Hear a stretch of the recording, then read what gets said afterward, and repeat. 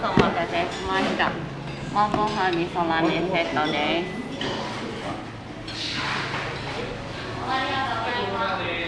这个汉台湾ラーメンです。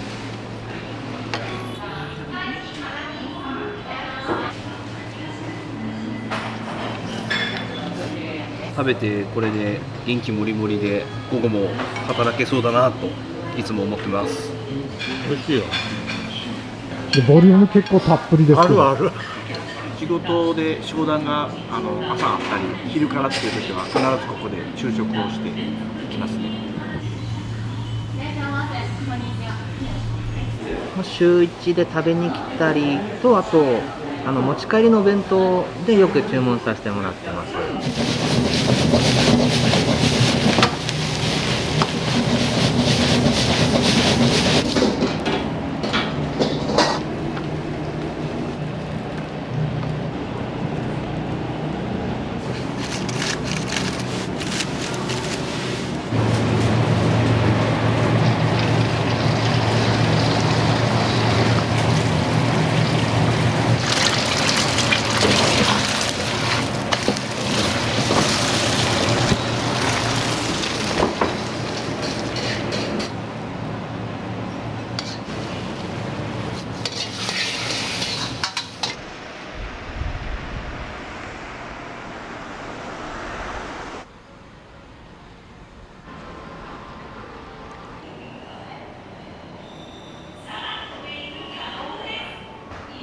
没看明白，我写上，才知道有这个东西。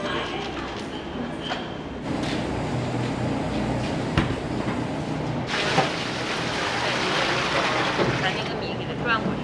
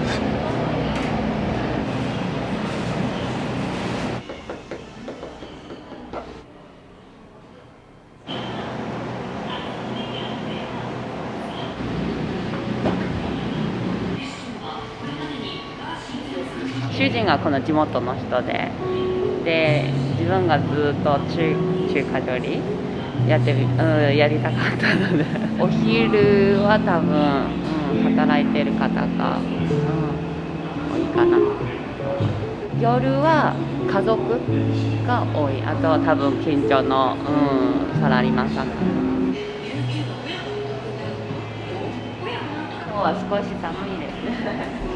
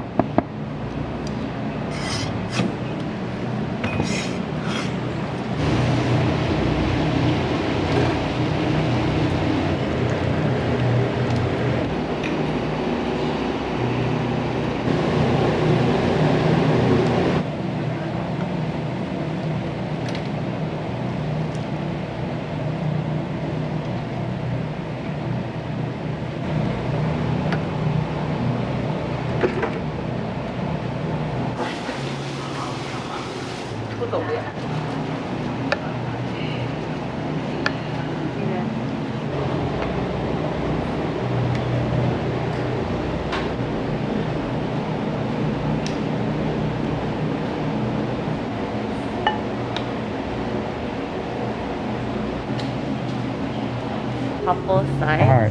台湾飯結構人気あります。台湾ラーメンたっぷり塩ラーメンも人気あります。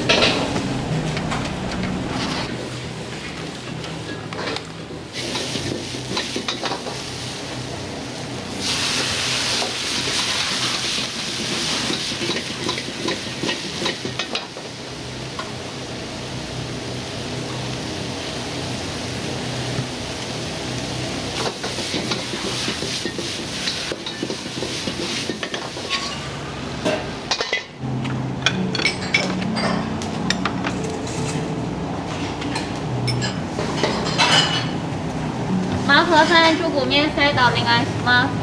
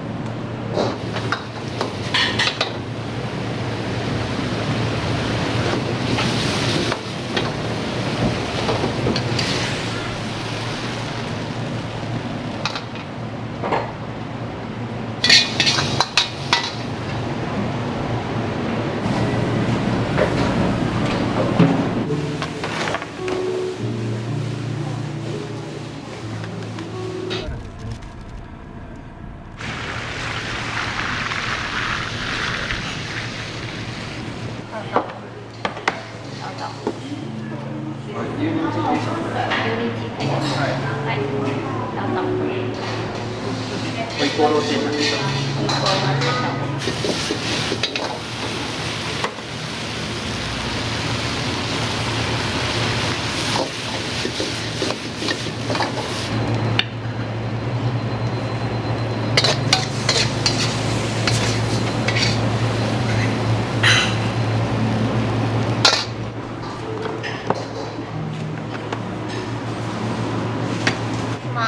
ホイコーロー定食です。はい。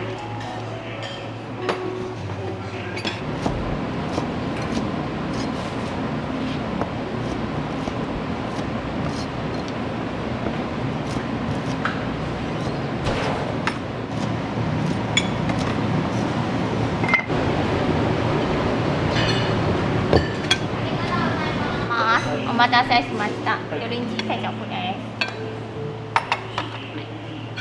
ごゆっくりどうぞ。よいしょです。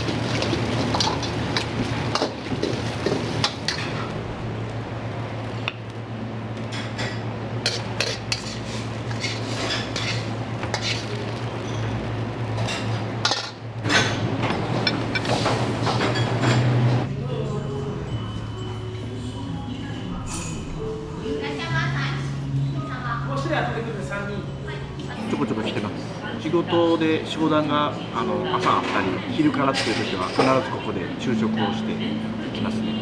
もういつも安定した美味しさですね。量もちょうどよくて、はい、お値段もちょうどよくて、はい、活用させてもらってます。麻婆饭单品、中华饭、台湾面サイダー、お願いします。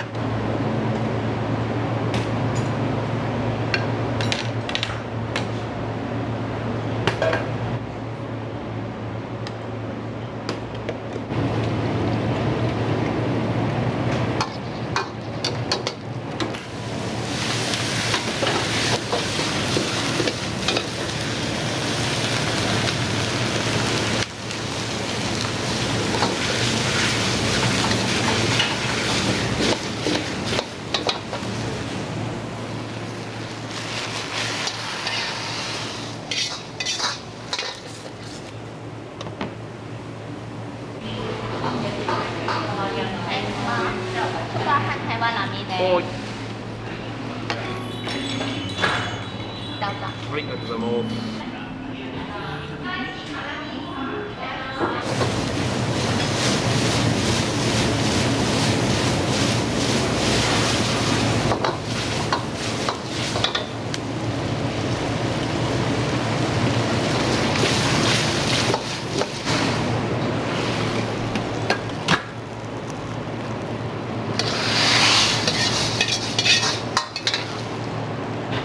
ランチ、唐揚げパン、お願いします。お願いします。麻婆飯です。いらっしゃいませ。ごゆっくりどうぞ。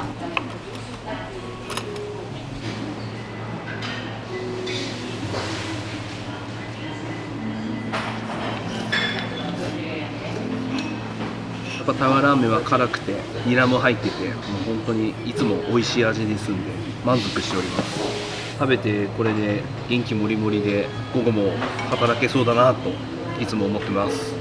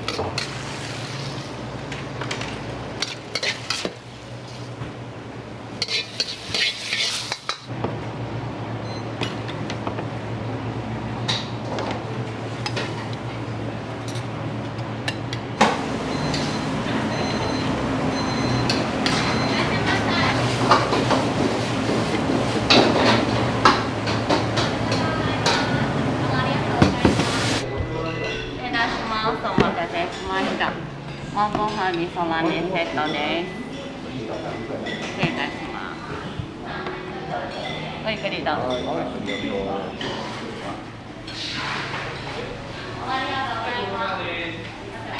いや、美味しいです。中国らしくていいじゃないですか。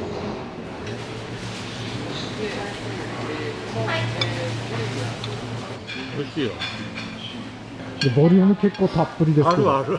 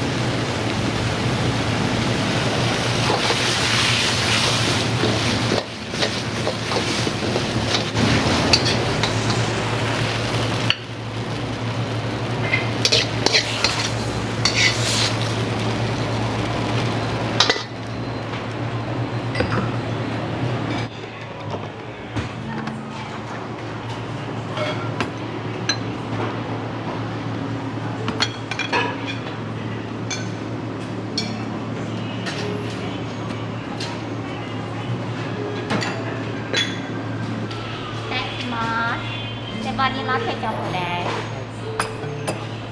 ごゆっくりどうぞ。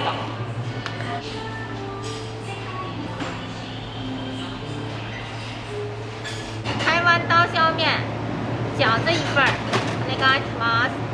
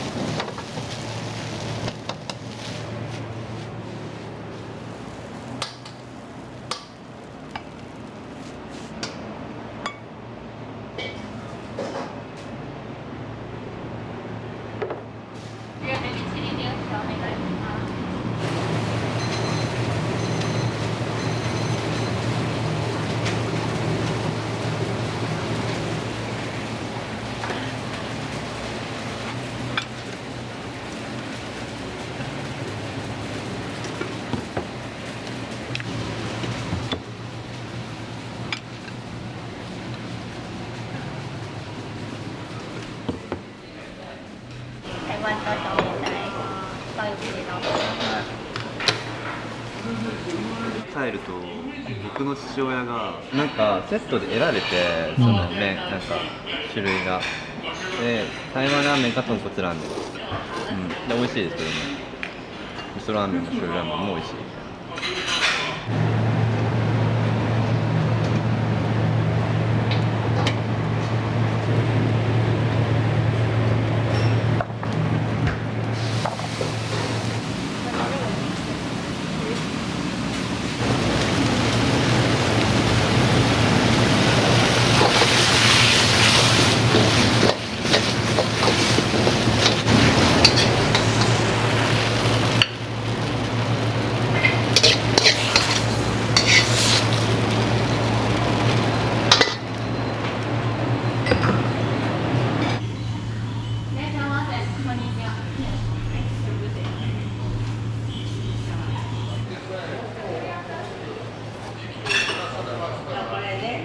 週1で食べに来たりと、あと持ち帰りのお弁当でよく注文させてもらってます。やっぱ値段と量だと思います。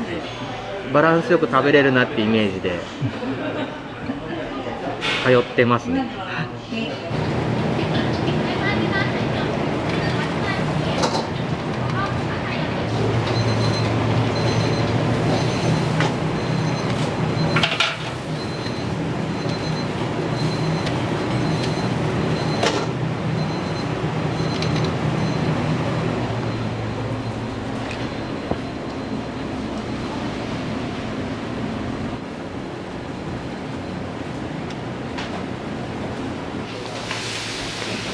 台湾ラーメンです。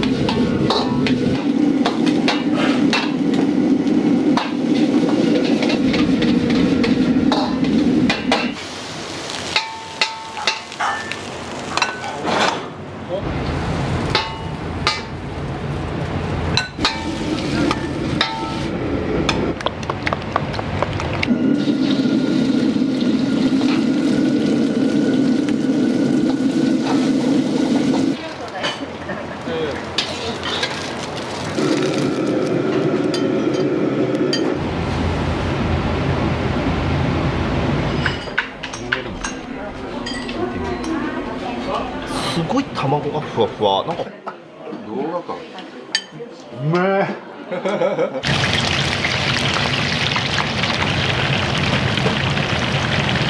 でかいっす。びっくりしました。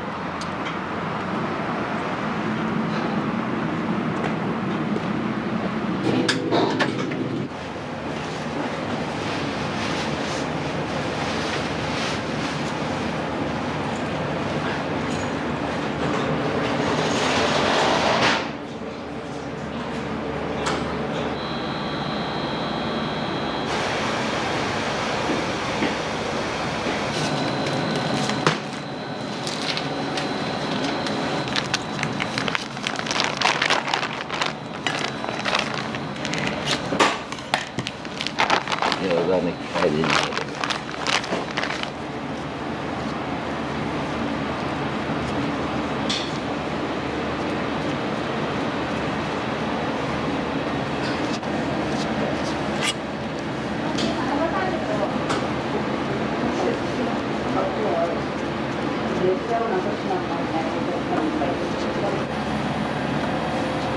入れんでいいと思うね。あっち。あっち。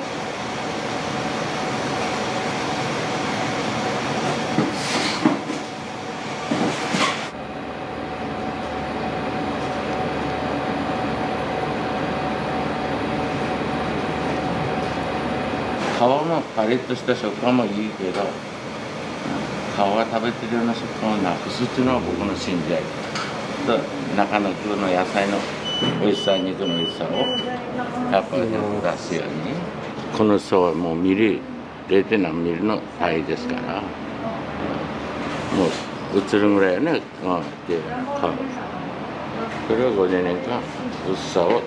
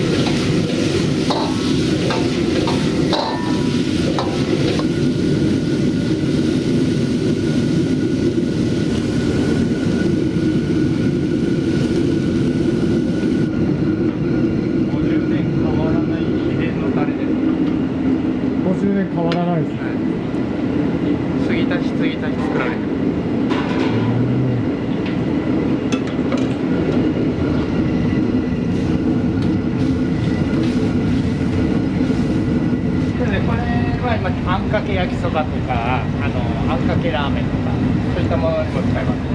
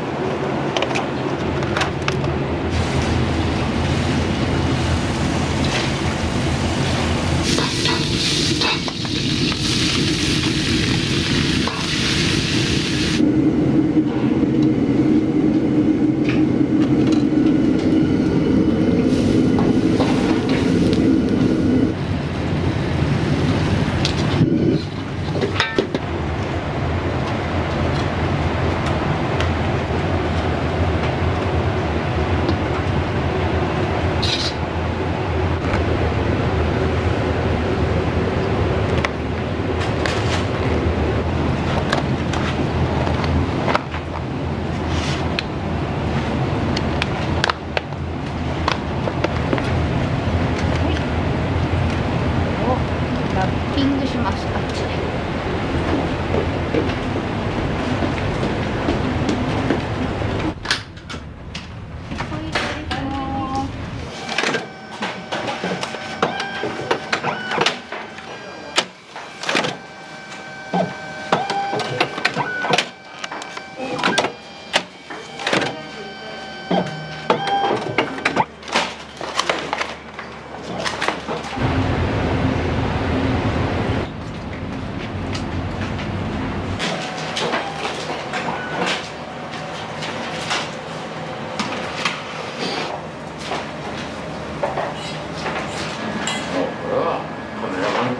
絶対ならな、いい練習はできんね。そうなんです。それはいくら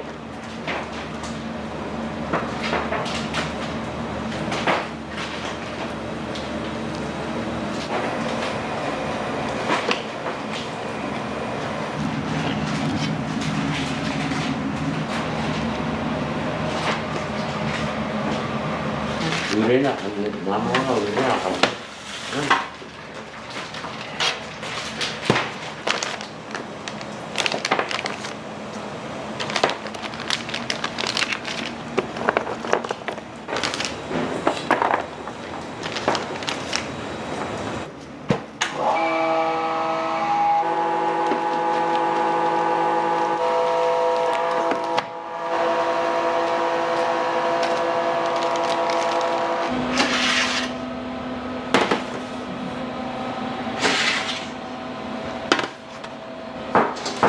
電気つけて。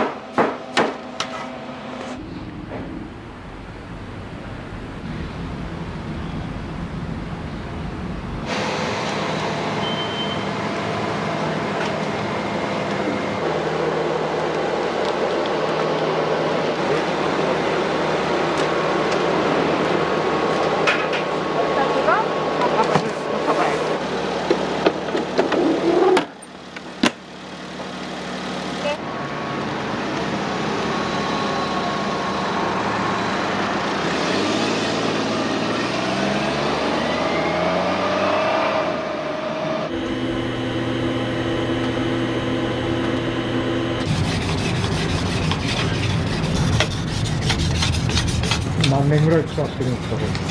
何年ですかね、僕が入った頃にはあったんで、20年以上ですね。20年以上20年以上。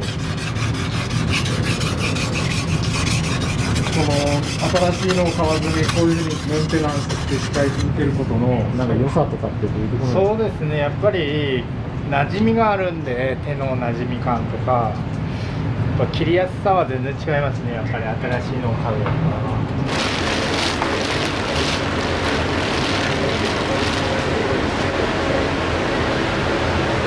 豆腐入れるのって結構一般的なんですか。いや、どうなんですかね、うちだけかもしれないですね。柔らかくして仕上げるために、うちは。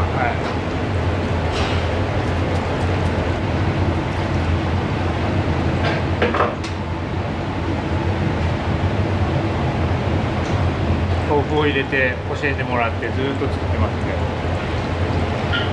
先代から。先代の。そうですね、先代の教えから。福井産の福小麦っていう福井系の小麦です。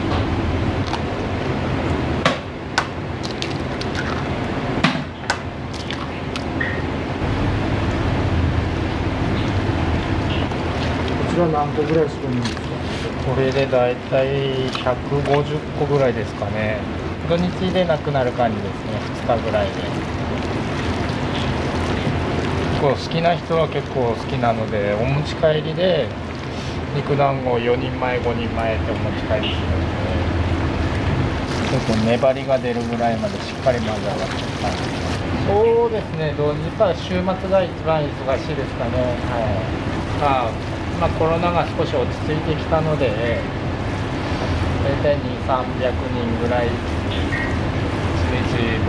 土曜日日曜日で来る感じですね。コロナ前とかやったらもっと、もうほぼ300人、400人とか、もう忙しい時だと500人近く来る日とかもあったんで、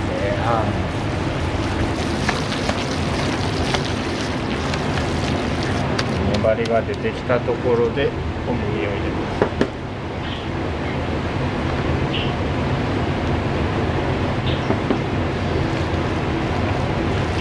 さっきの卵と水とこの小麦の比率で全然食感とか仕上がりが変わってしまうんで、本当に見極めがすごい難しい。骨で手の感触でもうちょっと水が欲しいかなとか、卵もう少し欲しいかなとか、これができるようになるまで結構本当に1年2年ぐらいいろいろ試行錯誤しながら何回も失敗しながらやったんで、昔から変わらずもう肉団子だけお持ち帰りされる方とか、肉団子とライスだけ食べに来るお客様とかもいますので、去年の9月で50年経った形ですね。今年で51年目に突入なんで、そうですね、僕が継いでもう完全に任せていただいてもう15年ぐらいですかね。僕がここ入って22、3年経つんで、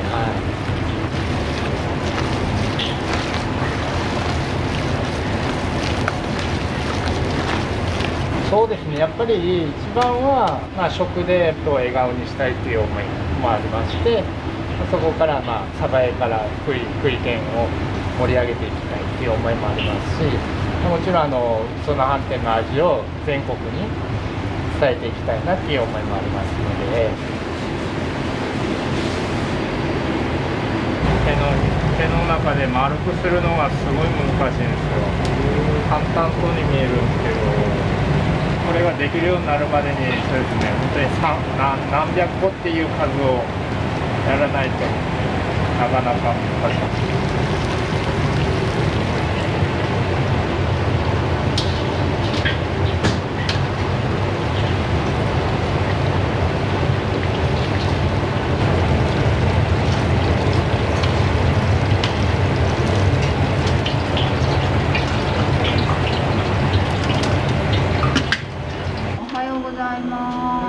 今日は10日、給料日です。12時にお持ち帰りがあります。お持ち帰りの段取りしといてください。その弁当、カツ丼3枚、餃子3。私また動くので、3時から1時間、ちょっと決まります。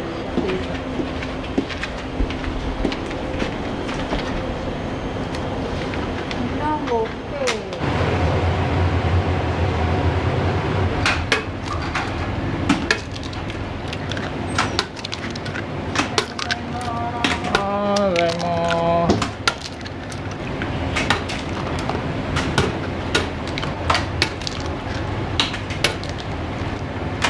これを何貫分作るんですか？これを平日だと2貫から3貫で、土日だと5貫ぐらいですね。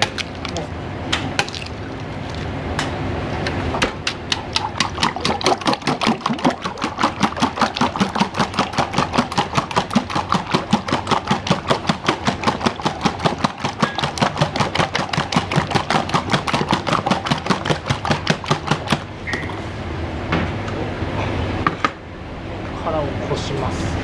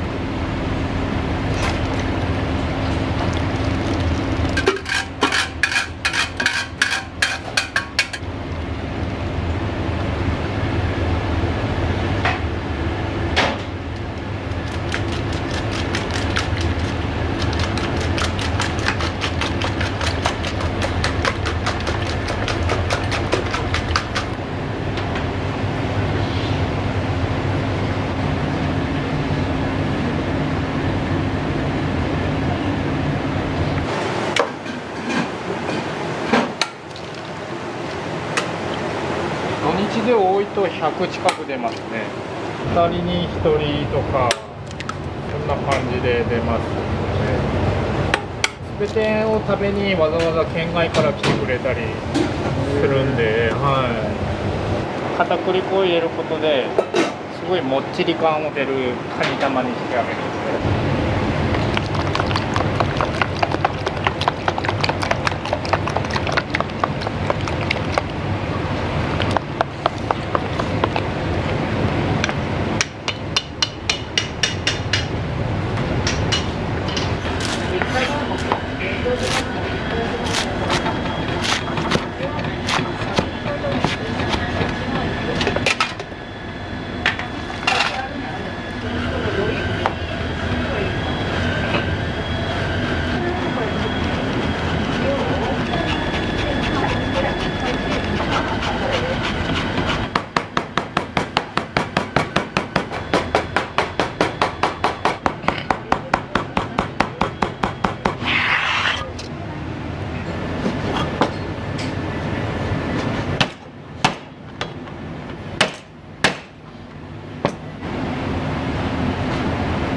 ホイコーローのお肉です。ホイコーロー用です。豚バラです。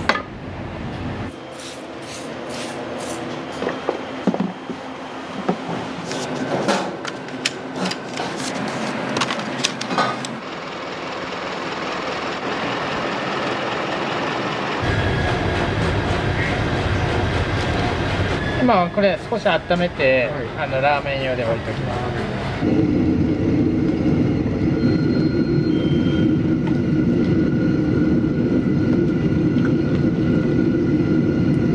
スペテンのタレですね。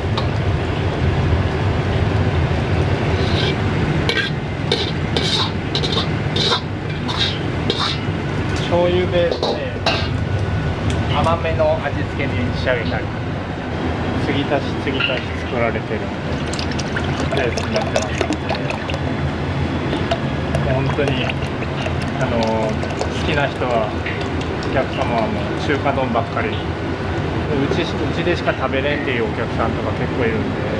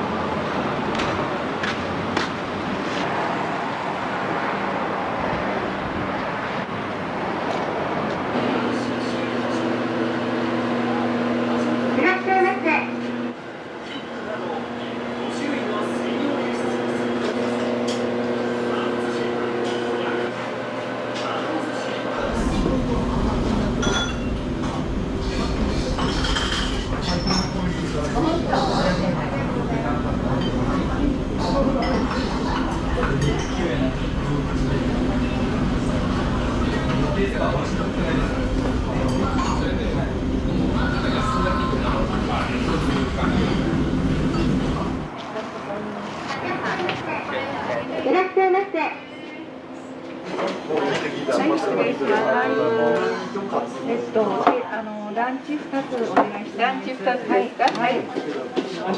ランチと餃子ね。はい。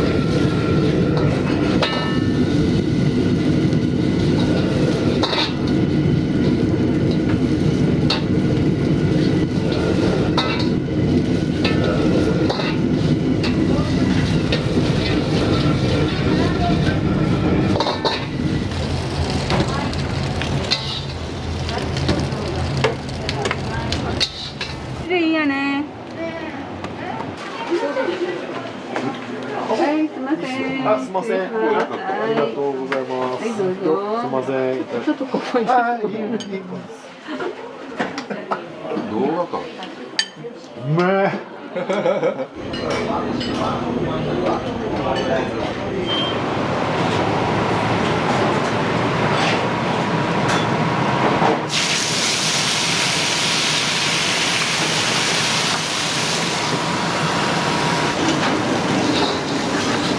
まあで手間かかるけどね。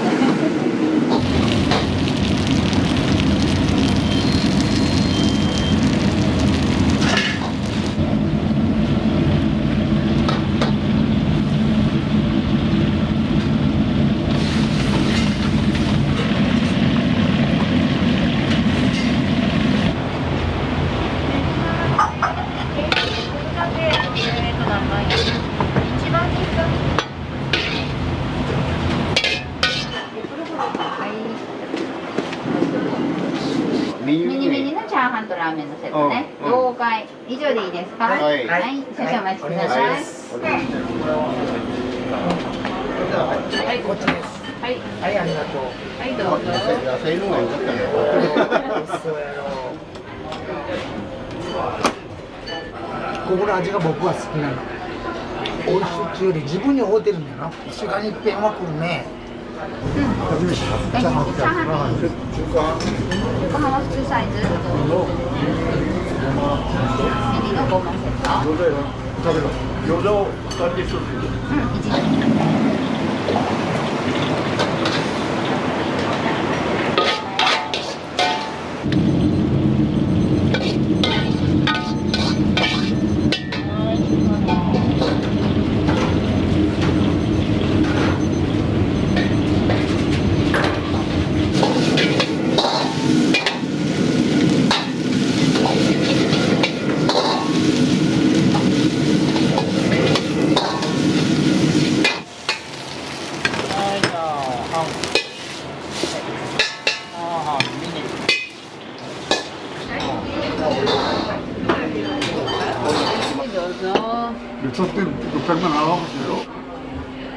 中華半ミニラーメン定食。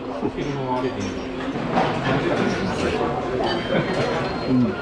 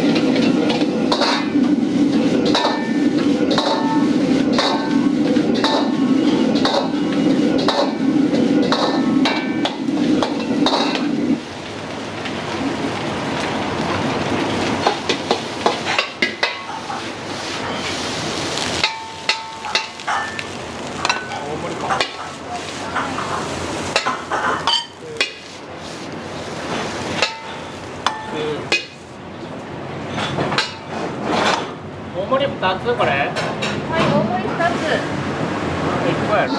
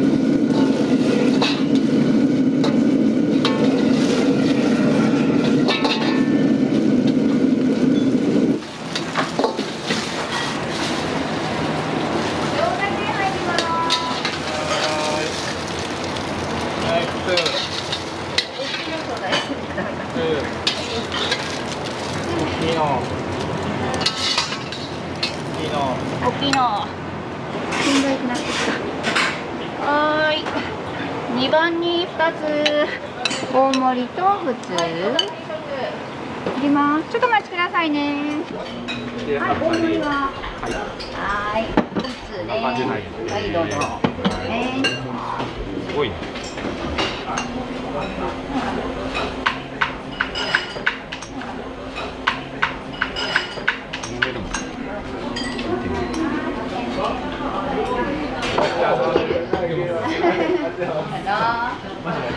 辛いのがダメで。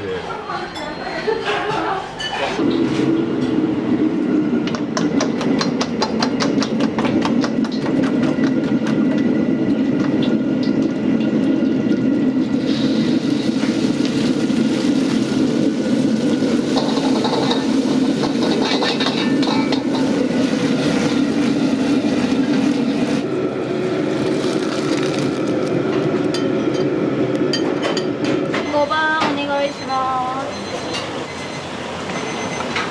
はい。ランチつけてね、どうぞ。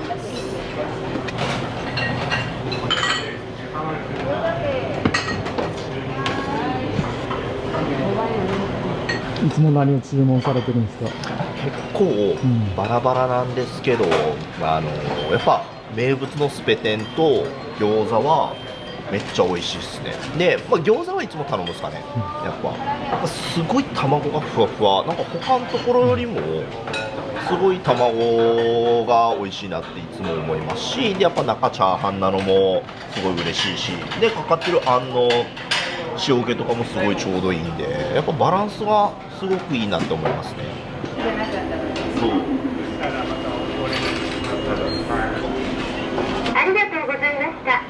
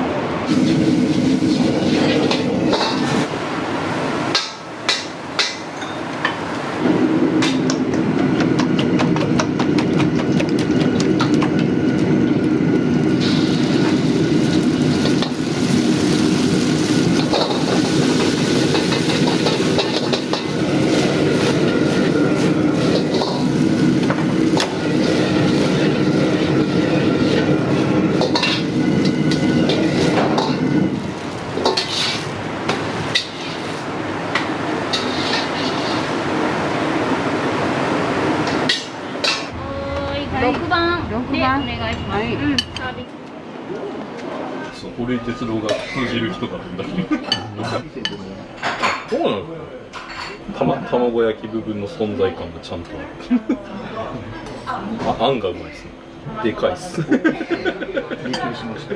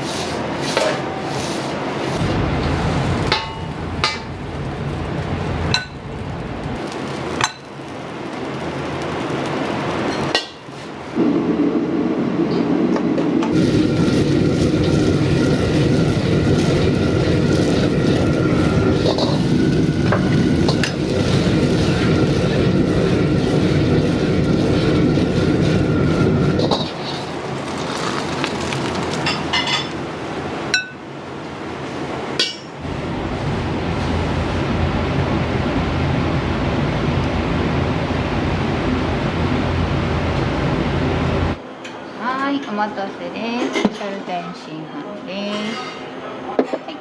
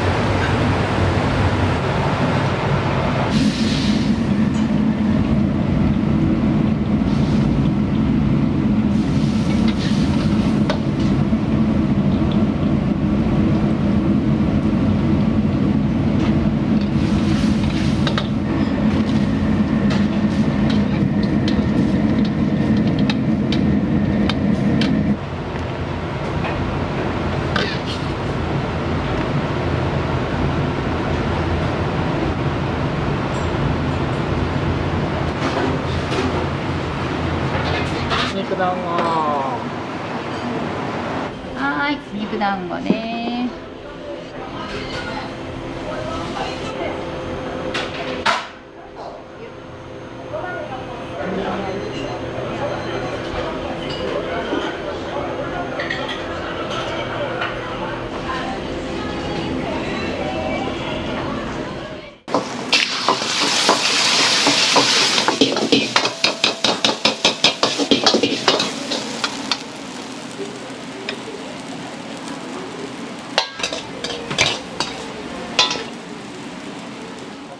チャーハンが世界一うまいです。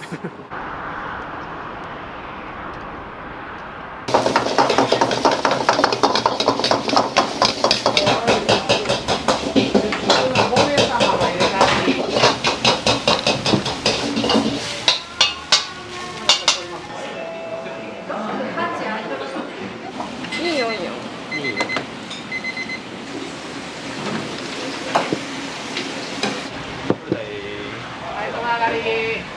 うまい。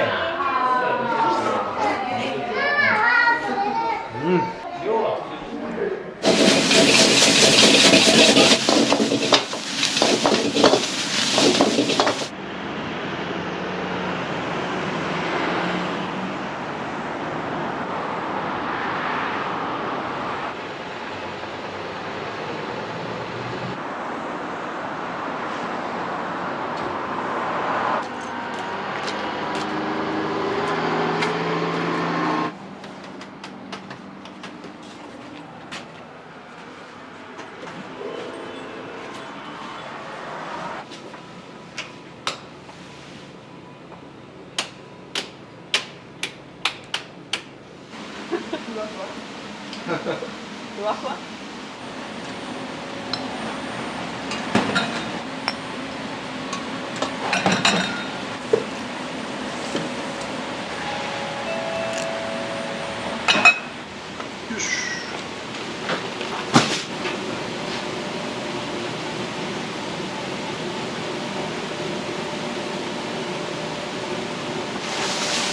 高岡店っていうのは実はあって、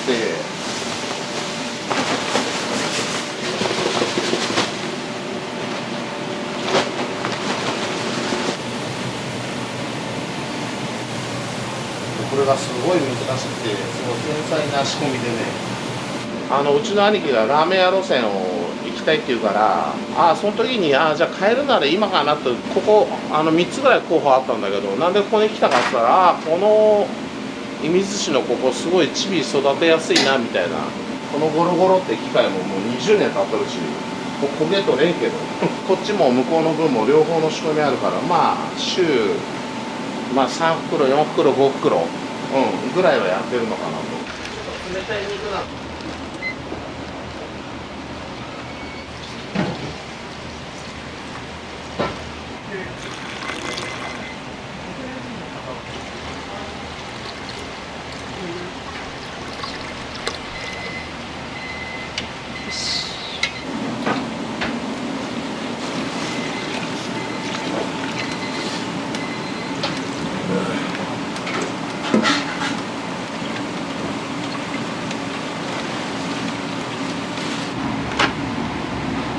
曇って見えへん。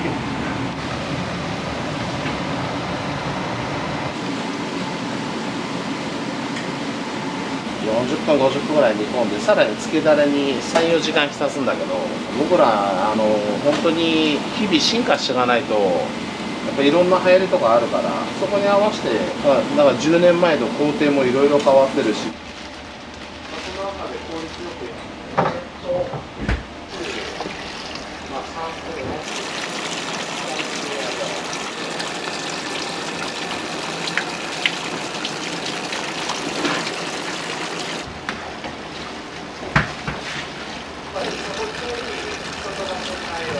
取り除くか旨味を残して臭みとか骨の中までしっかり臭みがある部分を取り除くようにしてる。この焦げ始めるとパチパチ言い出すよ、この中で。本当にこのごまの甘み出すのに本当にすごい繊細な仕込みで。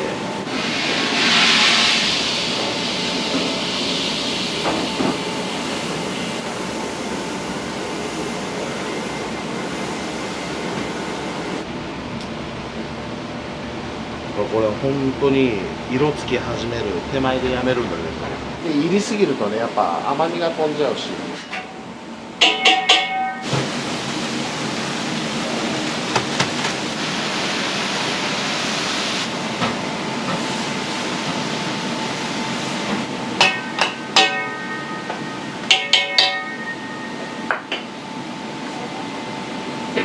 角度調節をしまして。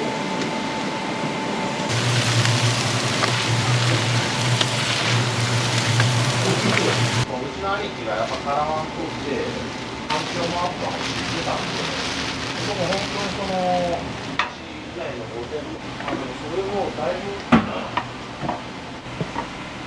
店舗回って自分の好きな道を最後強くなってそうや8年ぐらい10年選手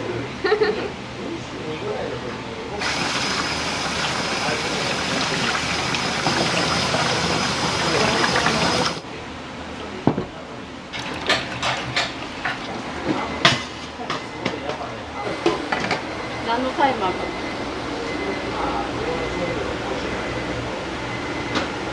チャーハンはもうすごい出るし、小井丼とかチンジャオ丼とか男のお客さん多いからすごいがっつり食べていく感じ。オンラインなんだってできるとかそんな気持ちなかったけど。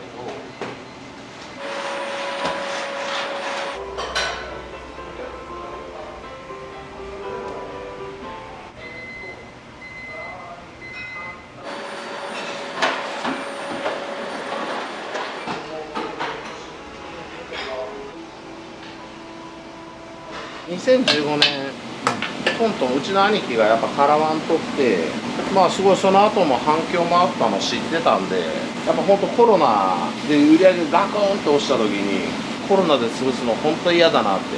でやっぱその時に SNS とか始めたら Twitter の方にカラワン出ませんかって1位取らせてもらってよかったなと。本当大変だったからね、このコロナになってからのもう倒産との恐怖の綱渡りみたいな状況で今日が生姜とかニンニクとあと何ネギか青ネギで臭み取ってるんだけ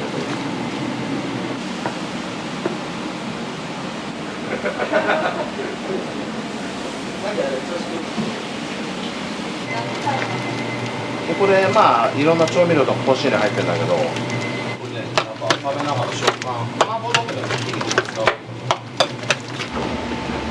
から疲れる。そりゃそうだ。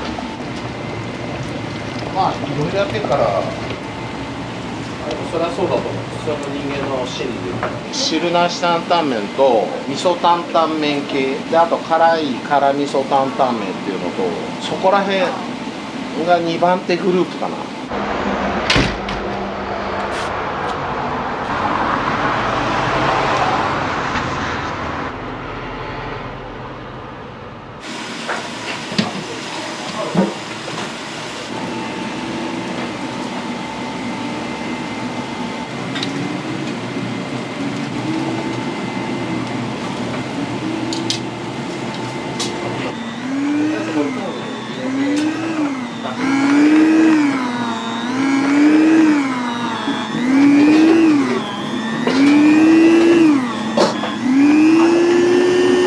家族で親子で働くのってどうですか？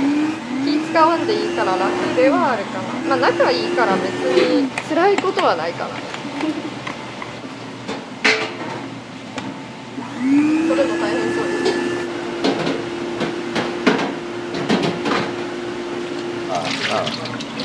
これがまたカレー激辛ライブだから。最近パッケージ変わったからどれがどれか分かんなくなっちゃうんだよね。200度ぐらいになったら一気に。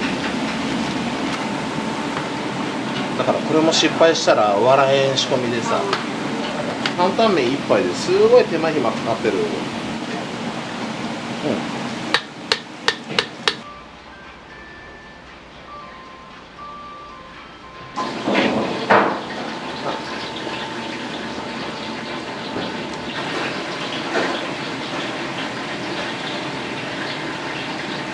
八丁味噌って焦がすとね、本当すごい旨味と深み出るから。で、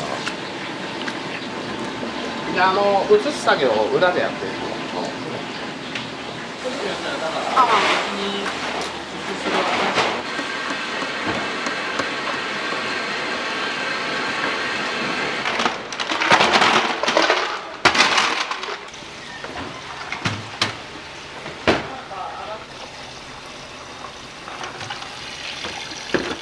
まあ仲いいんで家族も、その思ったことすぐ言えるんで、僕はいいと思いますね。そのいい会社を作り上げていくっていう意味では、まあ悪くはないんかなとは思います。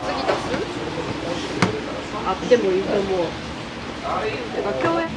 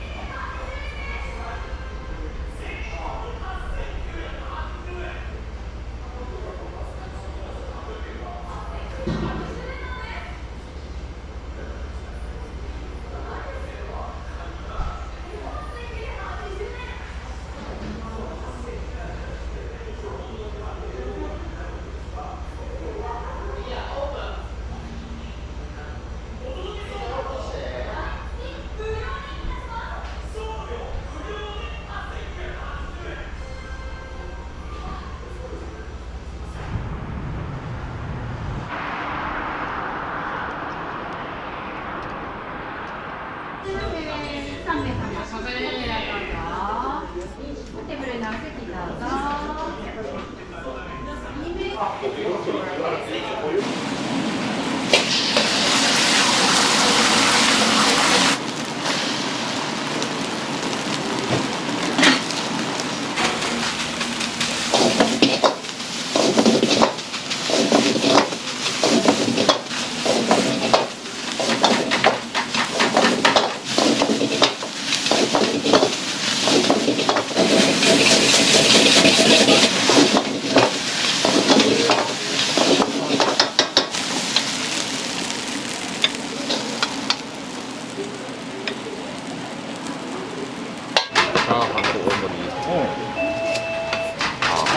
そうそうそう。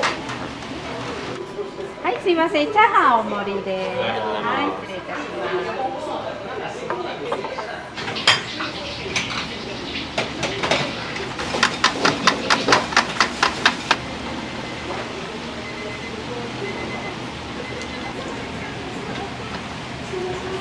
声かけしてすみません、ここ通るとか、しっかり場所の位置確認から。はい、お子ちゃん上がり。ケンジ3番。どう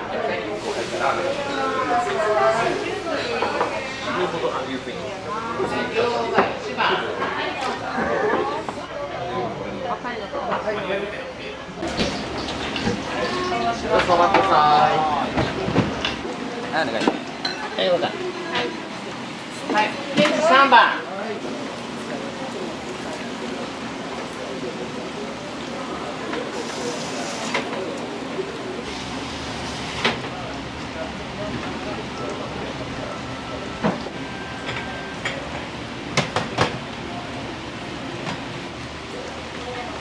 もう今、でも慣れとるわ最近。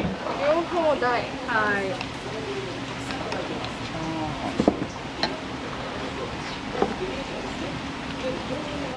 礼します。はい、7度です。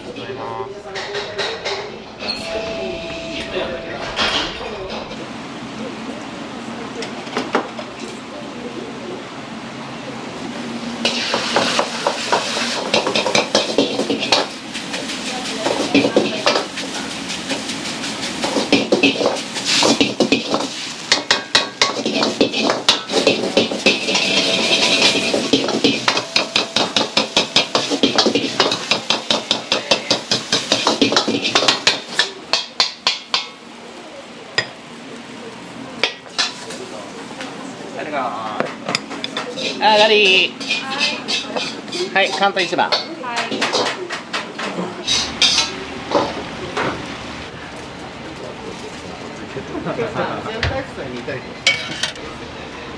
あがり、ゆうりん3番。カウンター先欲しいな。あれ。7度のチャーハン大盛り。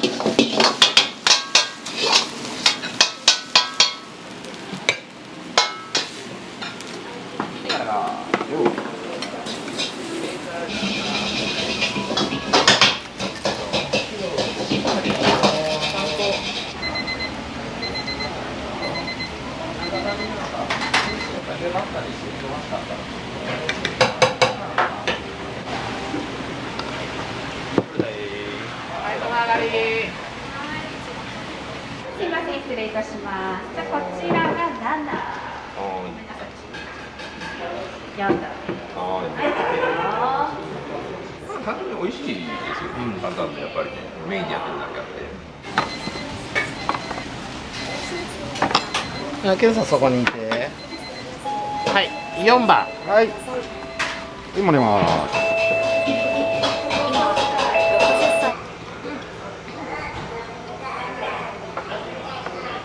オープンした時から来てて不安で来てて、やっぱりこの担々麺が大好きで来てて大不安です。あと油淋鶏がすごく美味しいので、これとセットでいつも頼むようにしてて、もう大不安ですねこれ。はい。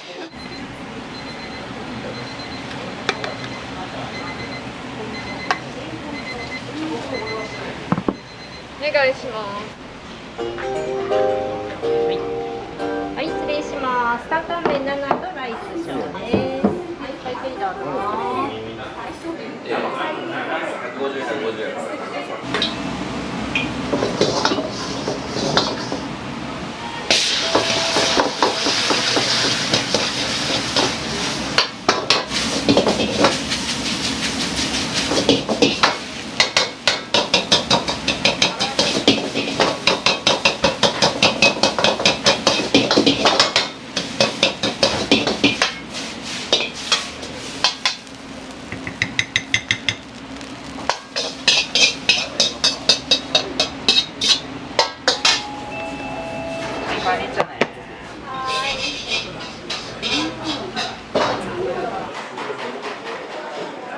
いや、わからないけど、させる時に来ると思う。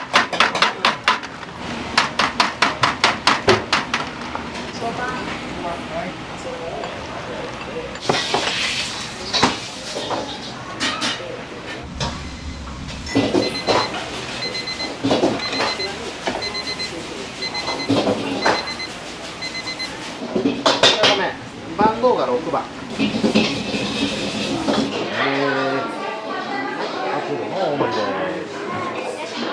辛さ何度ですか？8度です。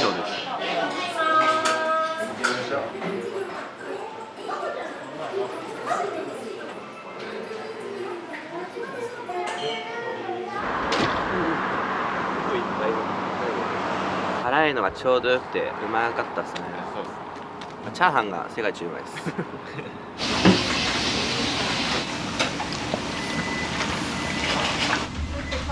唐揚げ上がり。ここ8番。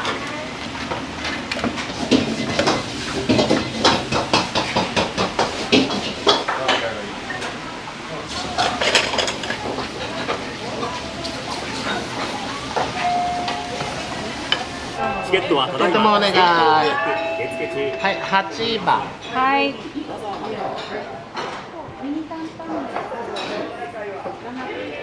麻婆定食ですね。卵、メンマ。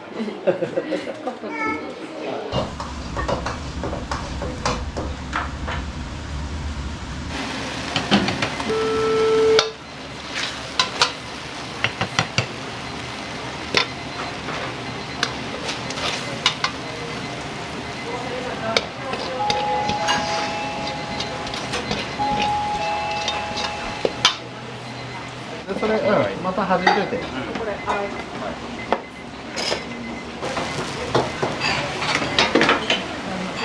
お願いします。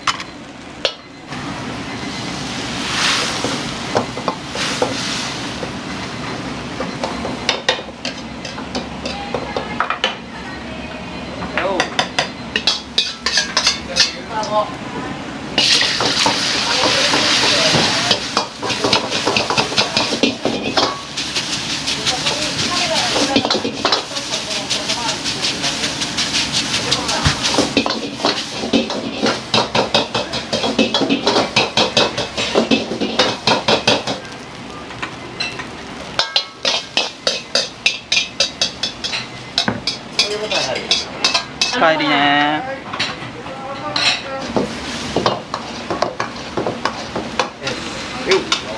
追加替え玉1です。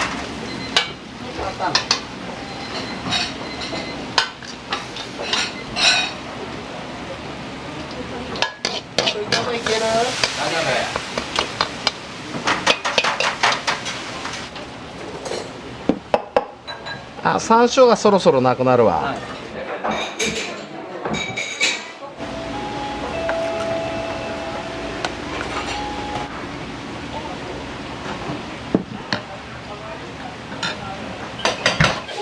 カウンター1番。はい。失礼いたします。カウンター2です。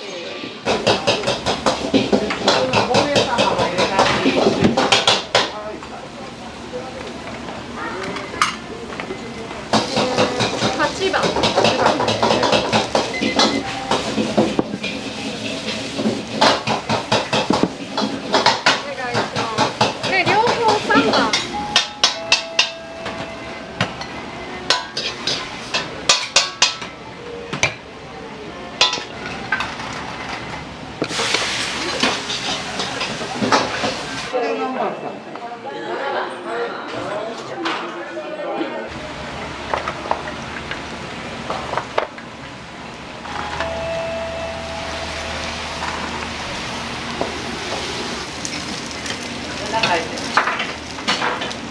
はい、すいません、お待たせいたしました。餃子定食のお客様ですね。はい、失礼します。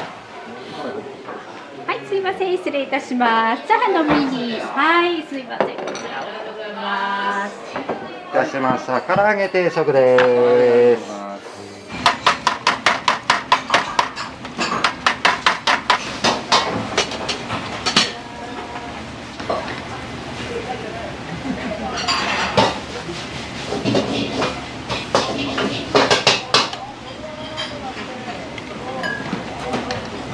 はい、横ちゃん上がり。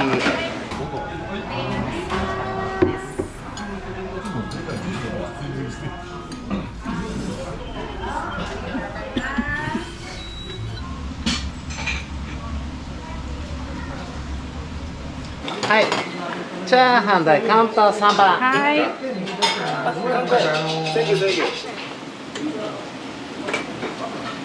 ットよ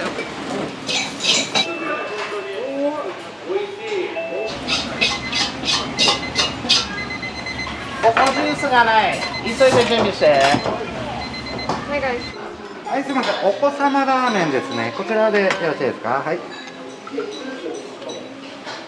はいどうぞ。これ塩ラーメンチャーシューになりますまあまあ後からそれは。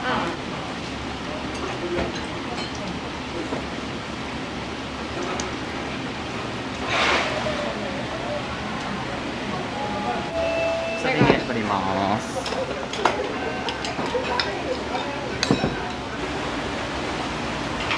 はい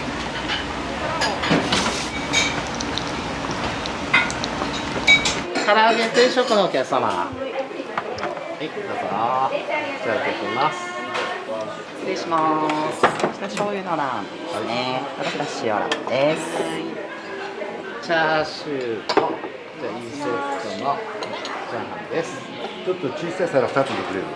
麺分けです。あ、麺分け。はい、了解しました。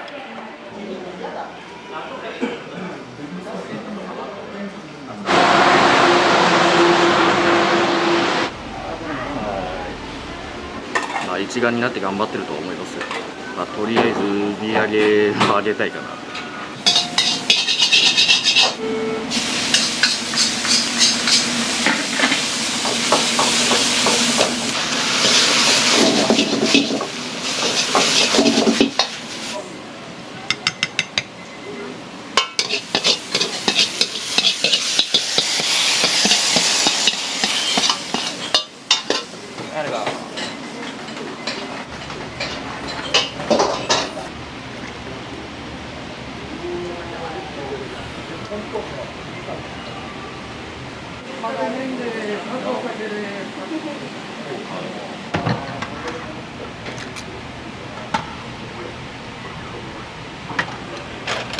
チャーハンあんの？いい最初のは。よいしょ、これ10番。お子様用のグリーンお願いします。はい、ください。お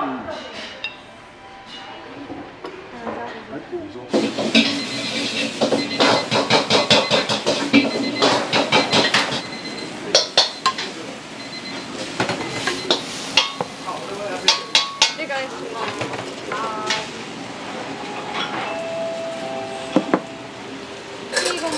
はい、9番。はい。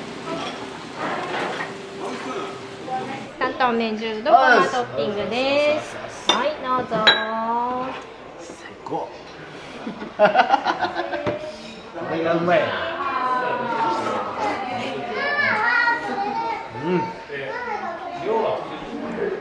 はい、大丈夫、他に使う。ああ、まあね。これうまい。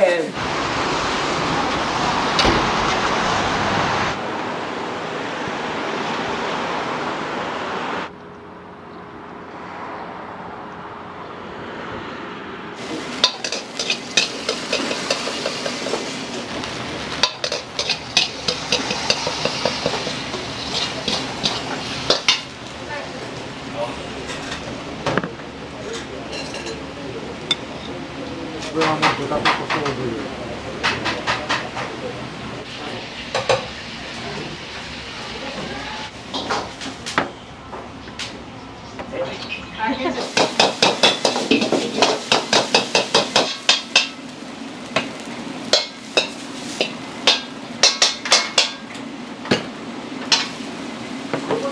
半身に取ってもらっていい？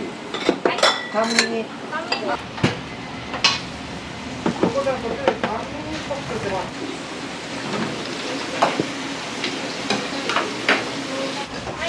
はい。ごどうで8番。はい。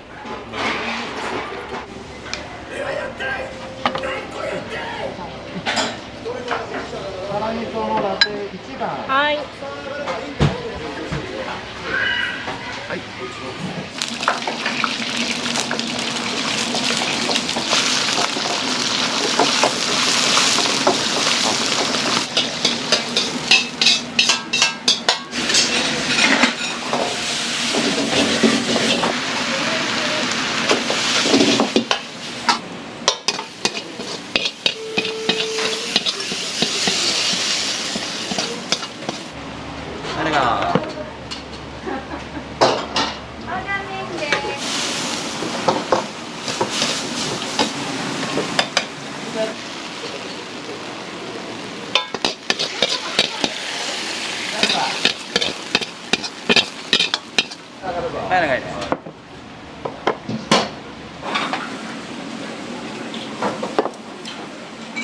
お願い。はい、そっちから2番。はいそっちから。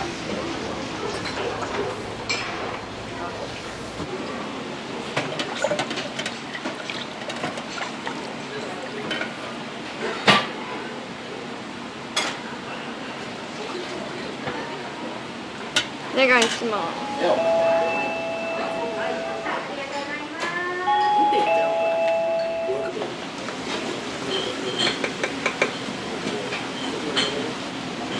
お願いします。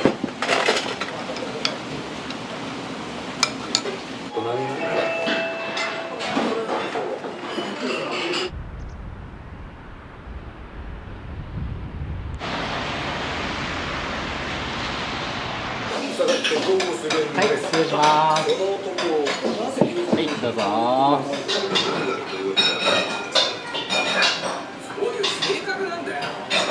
警察手帳にすれば何でも自由になるみたいに勘違いしてません？目撃証言しようよ。いつも10辛です。もう週に1回は10辛。油淋鶏とか麻婆豆腐もめっちゃ美味しいです。ああ、びっくりした。はい、教えません。はい、どうぞ。雄大8番行って。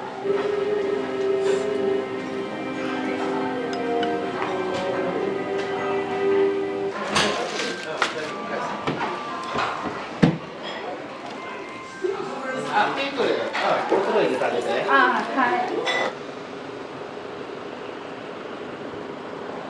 お疲れ様でした。はい、お疲れ様です。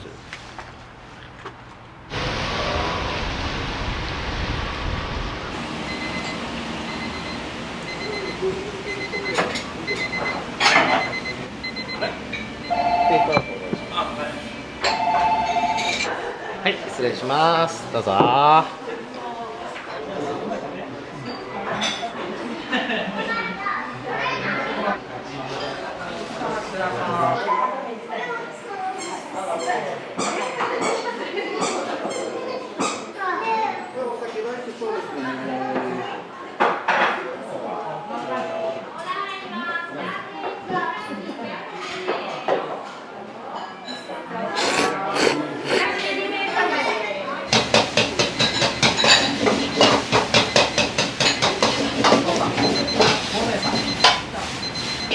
もう一回。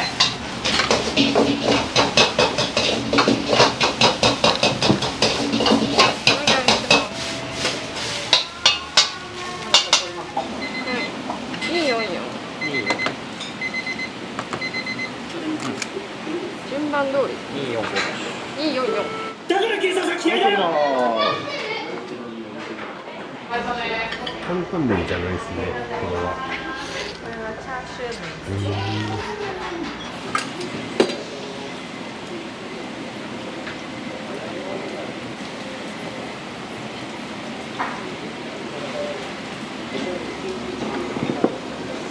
お願いします。はい。お願いします。37。もうかれこれ僕が高校生の時から来てるんで14年前ぐらいから通ってます。麺類だけじゃなくていろんなメニューありますし、価格的にもコスパはいいんじゃないですかね。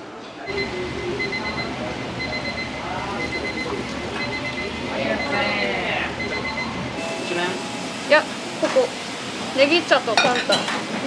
はい、すいません、失礼いたします。ネギチャーシュー麺です。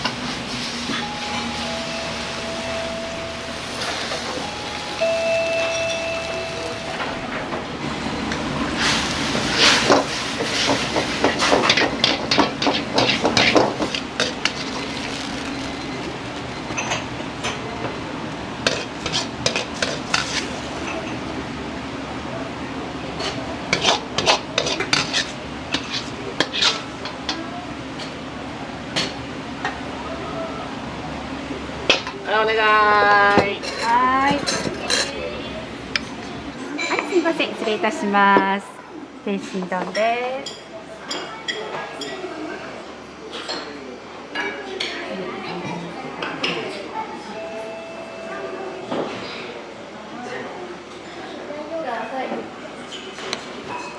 ママの声聞こえてます？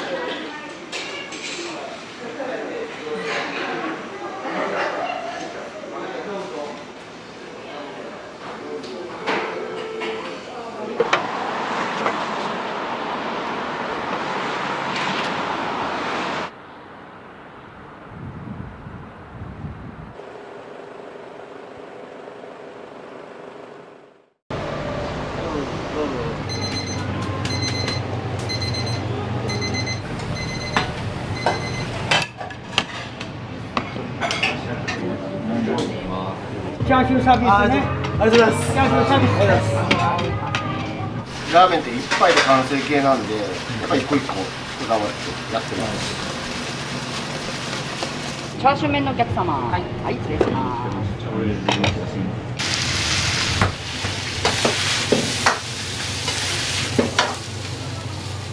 す。味わいが絶妙で非常に美味しかったです。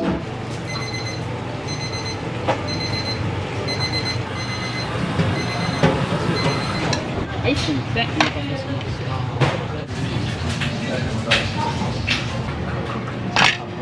じゃあ、めちゃくちゃ美味しかったです。ありがとうございます。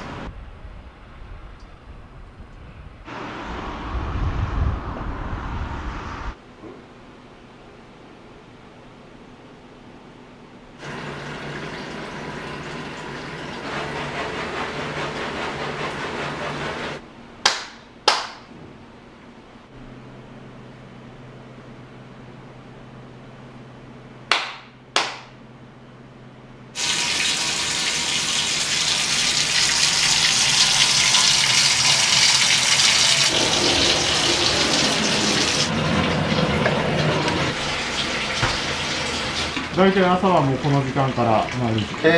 今閑散期なんで割と遅い方ですね。早い時だとまあ4時半とかから入ってます。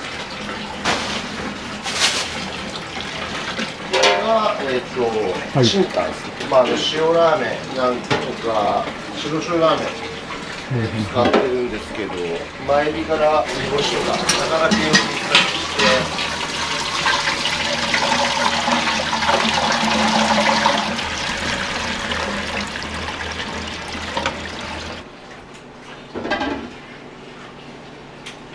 うちは前日からソミュール液に、漬け込んで肉をなるべく柔らかくしてます。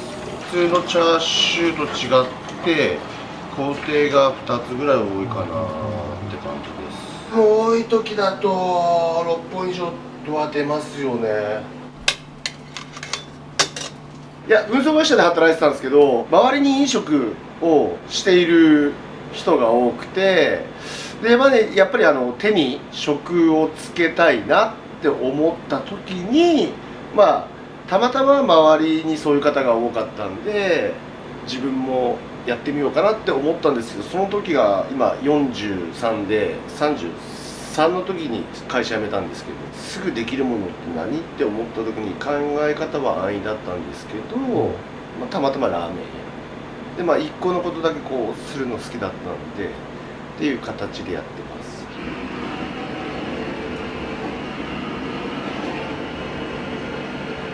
タレも4種類ぐらい使ってます。もう使い分けしてます。で、あと油なんかも、1、2、3、4種類ですね。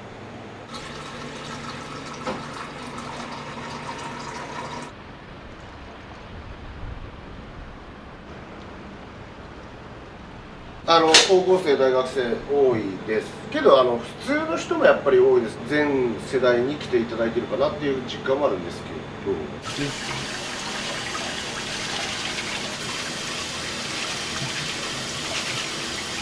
そう今しました。はい、で豚系が今入ってます。でこれ入れます。内臓系が臭みなんで、仕上がった時にやっぱり臭みのないクリアなスープができるので、一番こう人気というか定番とかってなってうち不思議なもんで、本当に幅広い層の方来ていただいてるから、ほぼほぼ均一で出るっていう感じです。僕としてはどうしてもやっぱりそのラーメンって嗜好品だと思ってるんで、まあ、うちでしたら食べたもので好きなもの探してくださいっていうスタイルではやってはいるんですよ。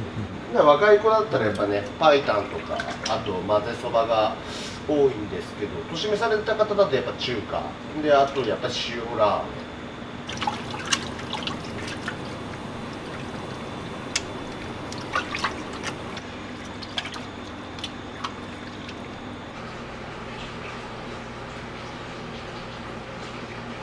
サラリーマンって高校の時からそうなんですけど、ずっと DJ してたんで、結構ものづくりと DJ って世界観 DJ やってたことがなんていうんですか、ラーメンで世界観表現してますみたいな。ワンパークフェスとかも一応裏でラーメン作らせてもらったりとか、苦な方じゃなくてやっぱ辛い方を選びたいんですよね。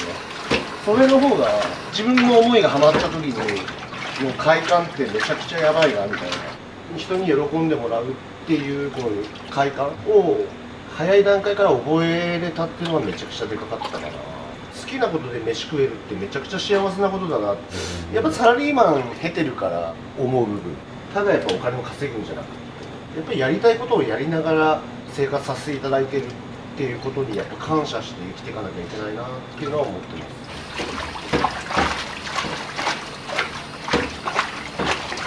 基本的にやっぱりクリアなスープ作りたいんで、単純作業なんですけど、とりあえず美味しくなれ美味しくなれって思ってずっと取りもんでます。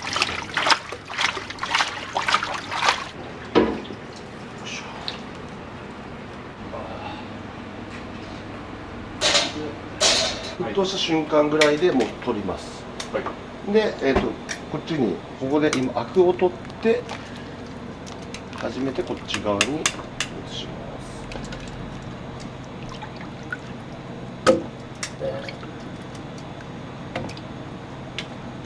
す。調べようと思ったらいっぱい調べる方法あって、より良いものってなんだろうと思って常にやっぱ探求してるんで、今このやり方なんですけど、半年後このやり方がどうかはわからない。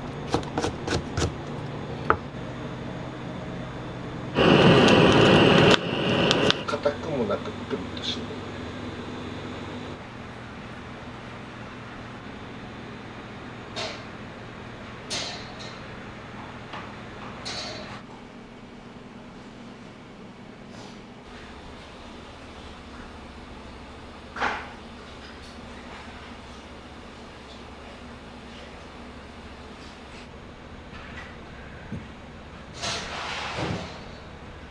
ちょっとうまみ出るまで時間かかりやすいんで、鶏より先入れちゃいます。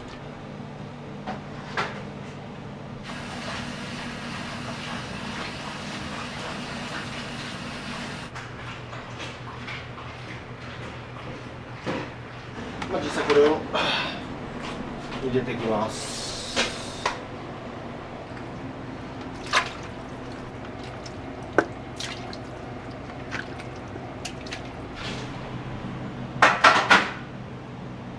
これは福井のブランド鶏というか、福地鶏って鶏使わせてもらってる、チンタンに使わせてもらってるんですけど、鈴木系肉店っていう鶏専門店があって、そこから先輩がやってるんですけど、やっぱりうまみが全然違いますよね。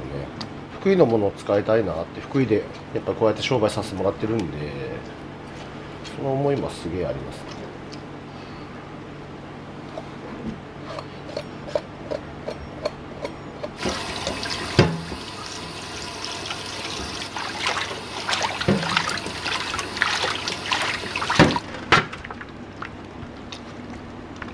いいですね、いい目方ですね。でこれを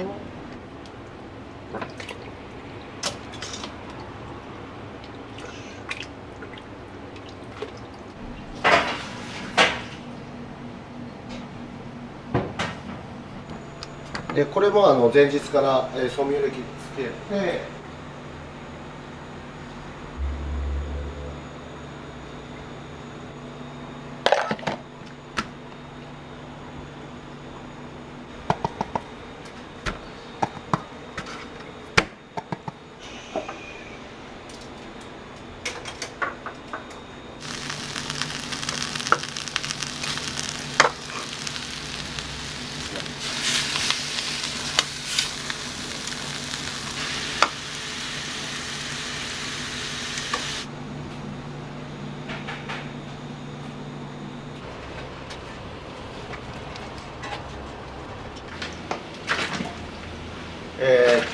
最初の豚から大体2時間半ぐらい経ったんで、次鶏入れていきます。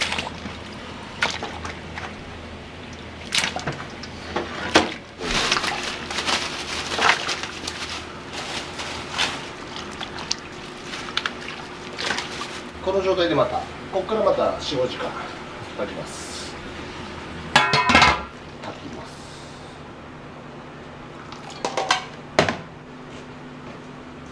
味噌ラーメンだとこれに、動物系をプラスして出してきますね。煮干しと、魚だしと動物だしとで割って出していきます。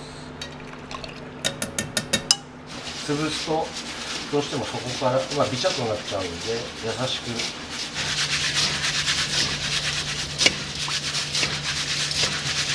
で大野ってね、福井県でも水一番美味しいところでもあるんで、そこから直接配達していただいてて、ラーメン美味しいのにご飯美味しくないとか俺嫌なんで、ラーメンって一杯で完成形なんで、スープいいのになんかチャーシュー残念、なんか何々が残念みたいなの嫌なんで、やっぱり一個一個こだわってやってます。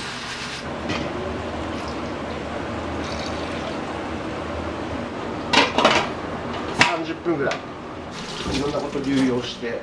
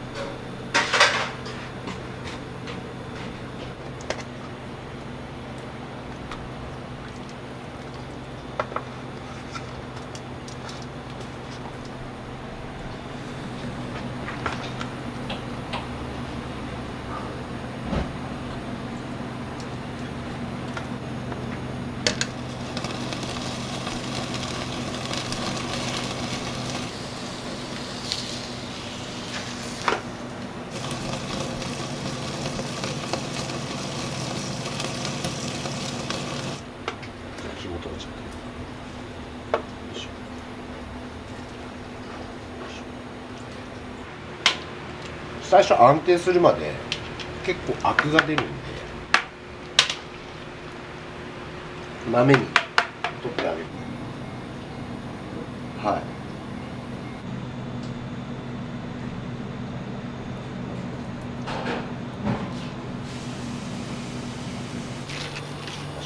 い。で、すごいプリッとした状態。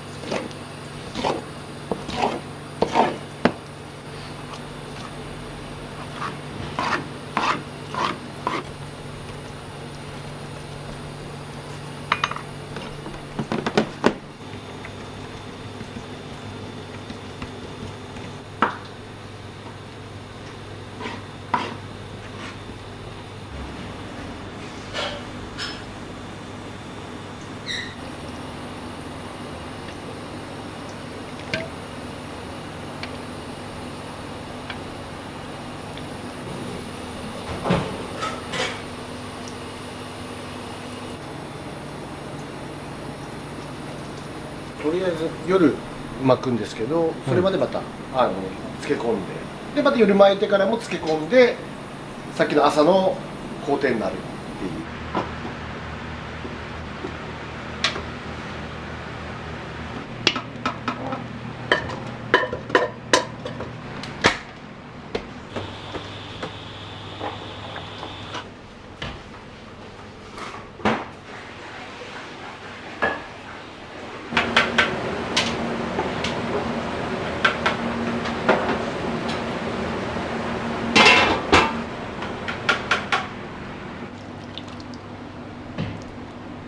でここにさらにつなぎで卵、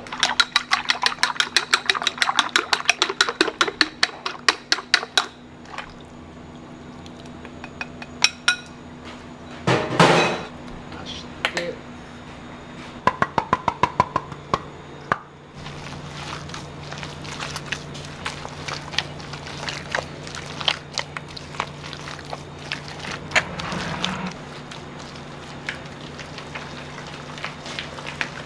ちょっとお肉強めで食べ応えっていうのは意識してますかね。季節にもよって変えてるんですけど、夏場だと逆にちょっと野菜多めにしてみたりとか、ニラと青ネギですね、います。これ使いますか、そのまま。はい、それをとりあえず混ぜていきます。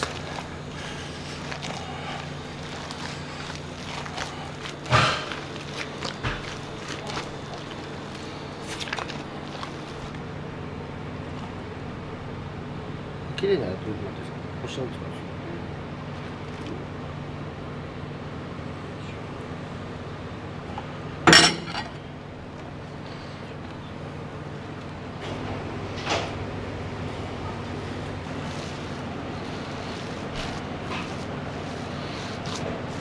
空気を抜いて冷蔵庫に保管して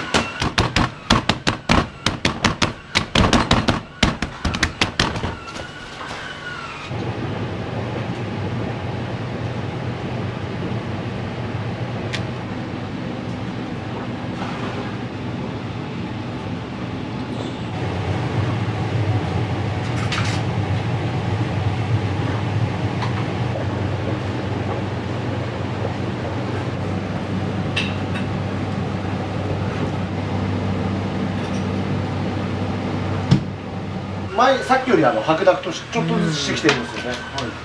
まあ業界でいうと当たる、要は焦げる可能性あるんで、一回こうやって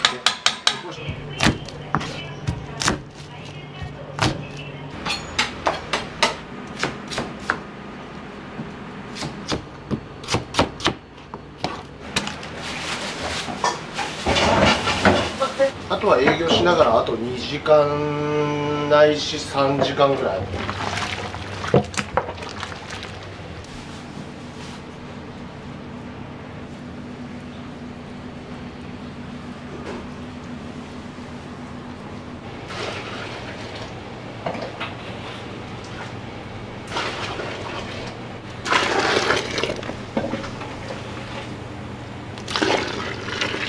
味のってます。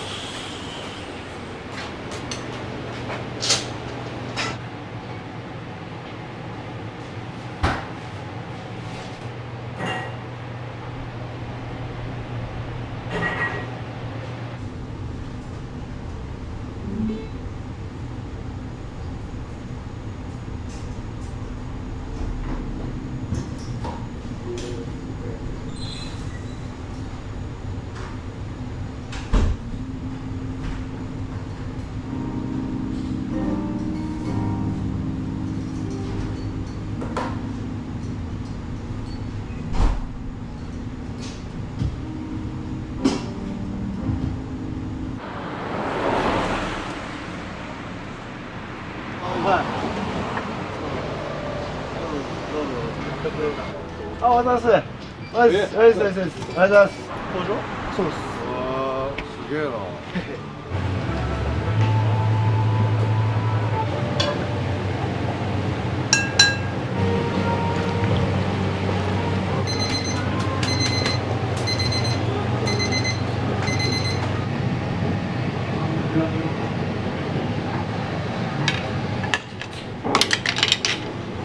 はい、すみません、お待たせしました。白醤油ラーメン、煮卵トッピングです。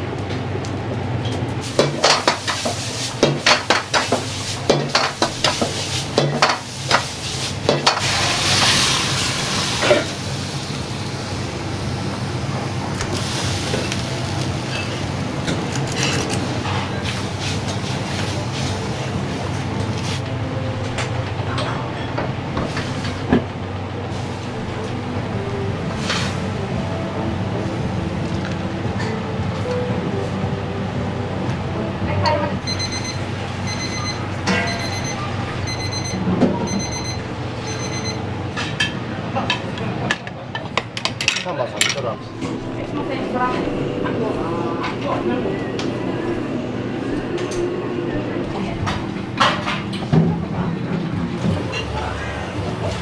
郭总，快点开炉，快点开炉。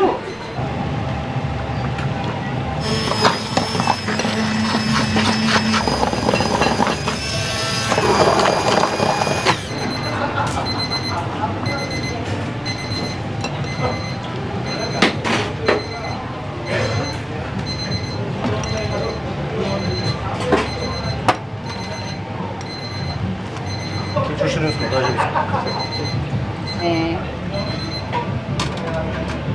郷さん、奥側赤いコーン立ってるんですけど。あ、すみません、本当。まだまだして。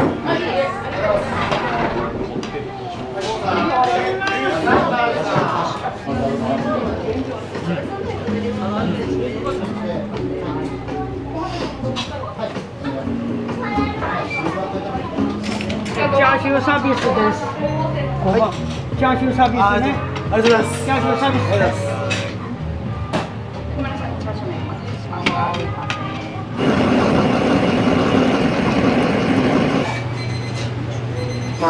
7番さんに食券お願いします。7番さんお帰りです。はい。いいよ、郷さん。すみません、混ぜそばです。はい。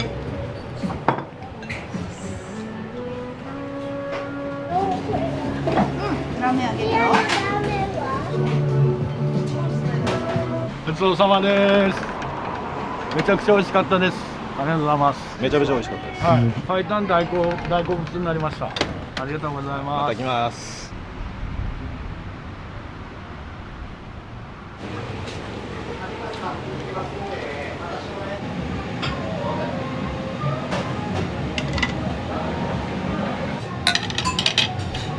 白醤油ラーメンのお客様、失礼します。中華そば失礼します。どうぞ。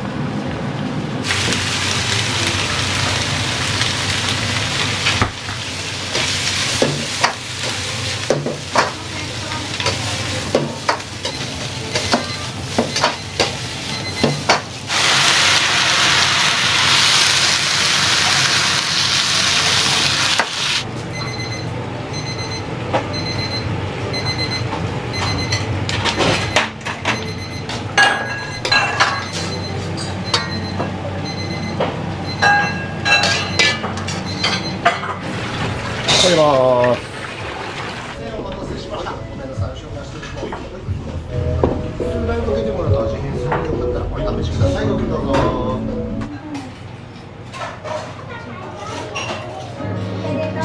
パパ誕生日できたよって。非常に美味しかったです。結構来られるんですか、村中さん。そうですね、何度か家族がみんな好きで来てます。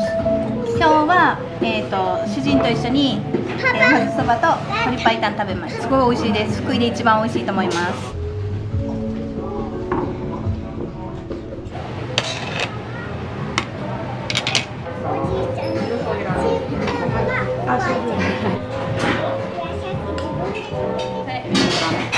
途中スープとラー油で味変するのでお好みでお使いください。はい、ありがとうございます。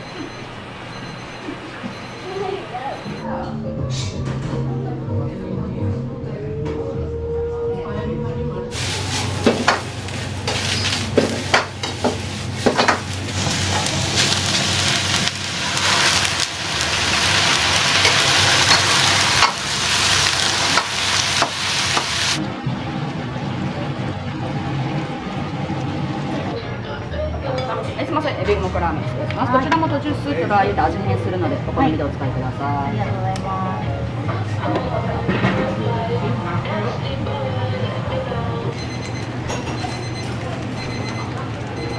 もう傷つけないで手間のスペードで使ってですね。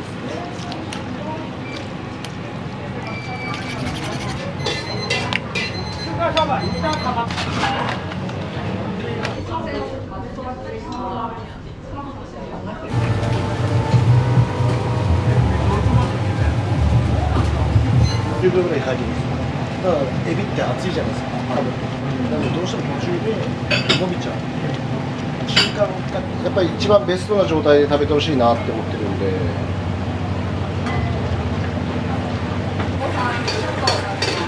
卵トッピングです。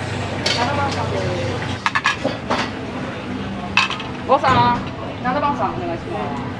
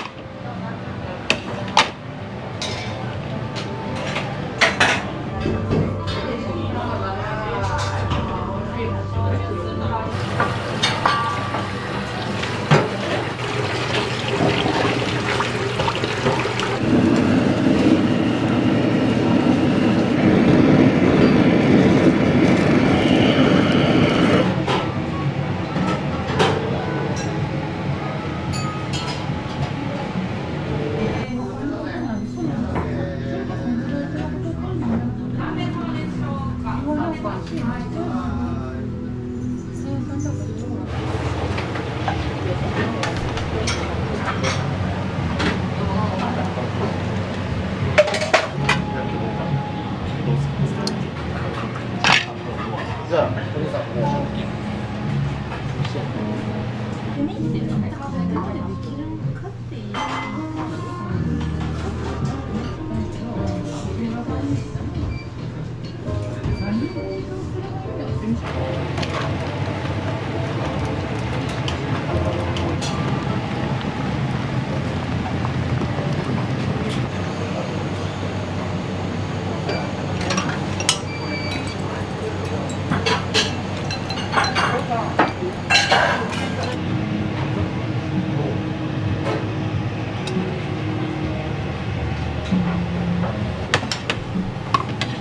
はい、すみません、チャーシュー麺のお客様。はい、失礼します。上のチャーシューマスターからサービスです。ありがとうございます。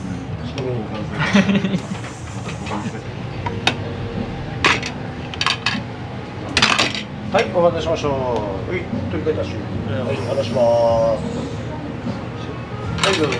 醤油。はい、どうぞ。胡椒が出回るんでよろしかったら。はい。はい、一応隠れてるけど写真。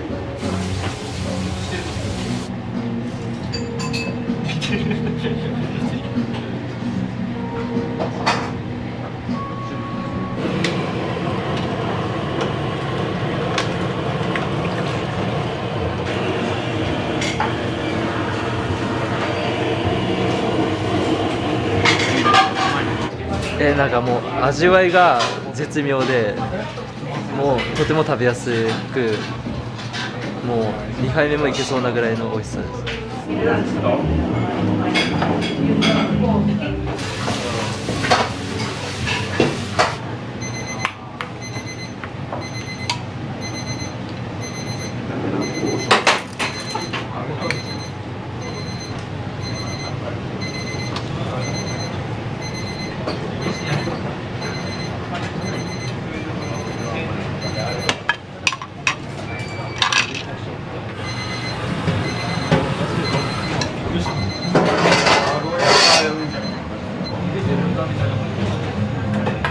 あとで白髪ネギ出しておいてください。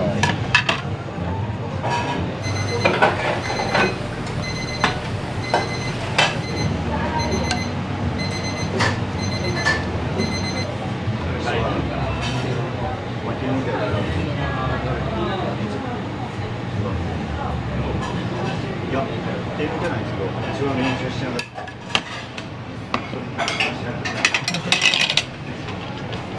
中華そばお待たせしました。はい、ありがとうございま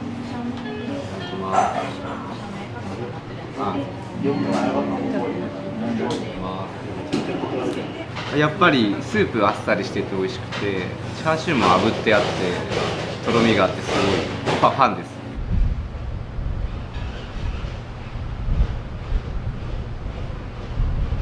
あれですね、朝一作っていたチンタン系のスープがもう終わったんで、今腰先です。どうしても潰しちゃうと濁っちゃうんで、まあ、なるべく優しく。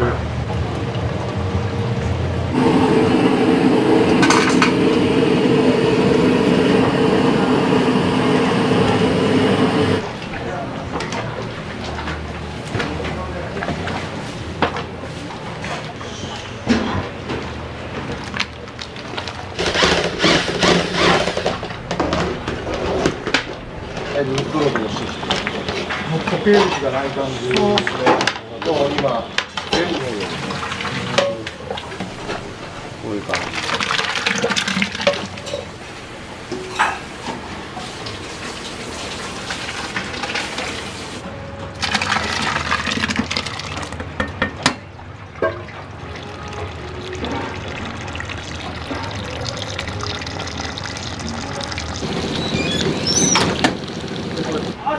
だから飲めない。で今飲んだ。また今度ね。本当に？今度子供が勝ったらあなた。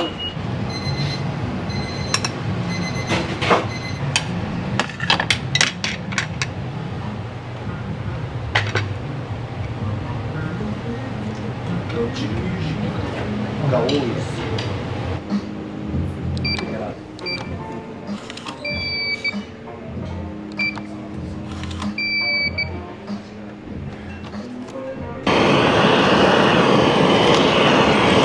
ありがとうございます。お気をつけて。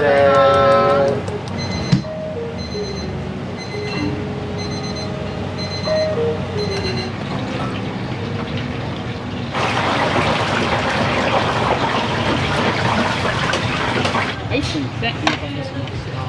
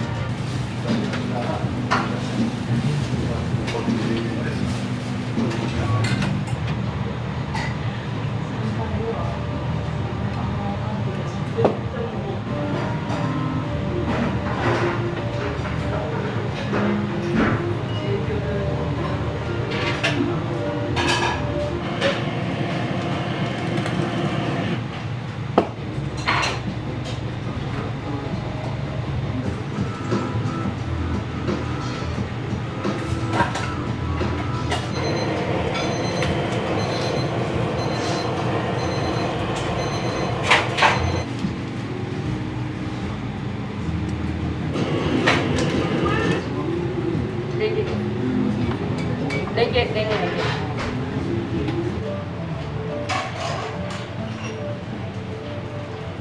供いない。今日いない。今日スーパー行かない。スーパー行かない。いないや、スーパー行かない。俺には何にもないのか。いない。これ。ああ、俺には何にもないのか。いない。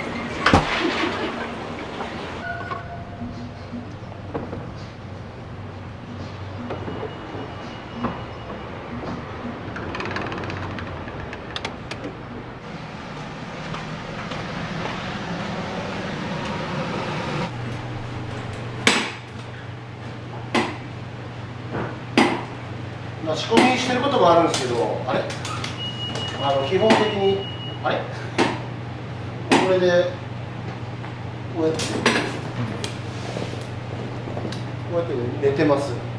はい。寝ないと無理っすよね。で、まあ、遅いと11時、12時ぐらいまでまた仕事して、朝の時間帯に来てます。オフショットです。今日はありがとうございます。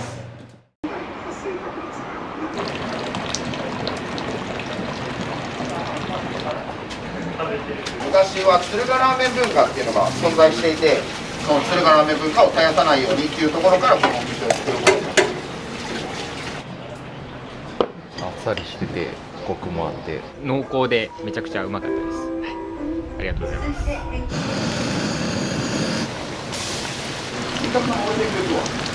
で一番びっくりしたのがこの計算丼、胸とは思えないぐらい、ジューシーでちょっとびっくりしました。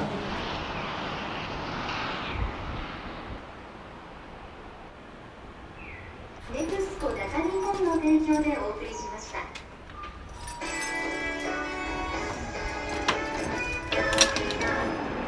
だから清水で1時間僕1人なんで。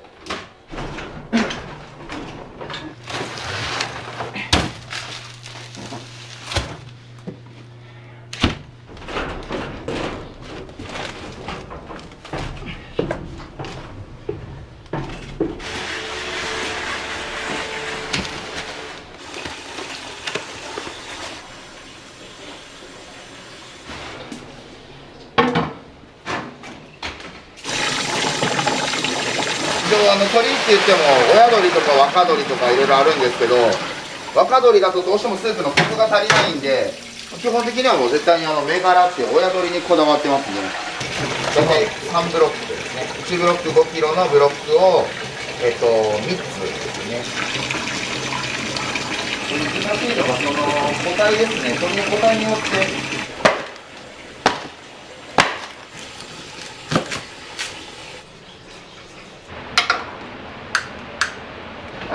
オーナーとちょっと話をしていて、チー油のスープの入り混ぜた時に入り方によってその当日のチー油の割合は僕が決めてるんですけど、日に日によって違う割合で指示させてもらってますね。食材いくつかと、鶏そばのスープの出た柄ですよね。柄のかすというか柄をあとさらに4時間追加して炊き込んで、なので合計実質に煮る時間っていうのが、9時間半ですね。そうですね。一応お名前も濃厚鶏白湯っていうふうにさせていただいてるんで。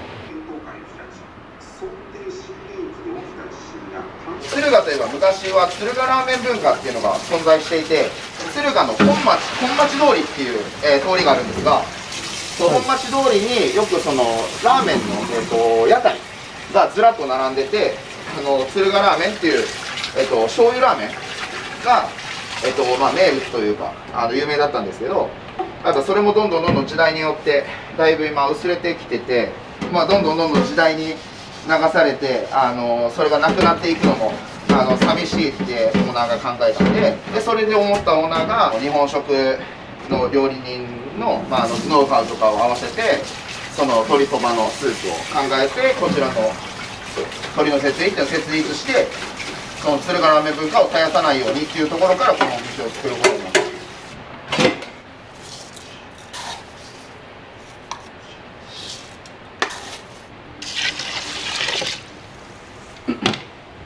あまり冷たい器でお出しするとラーメンがすぐ冷めてしまうので、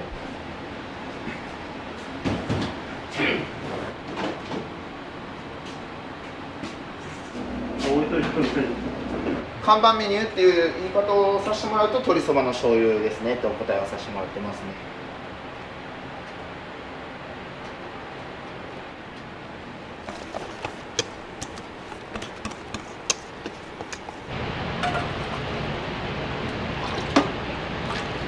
これが昆布白湯のスープになります。こういう跡があるので、だいたい着火してから1時間半ぐらいまではアクが出続けるので、溜まったアクは合間見て合間見て取っていかないとちょっとまた味が濁っちゃうですね。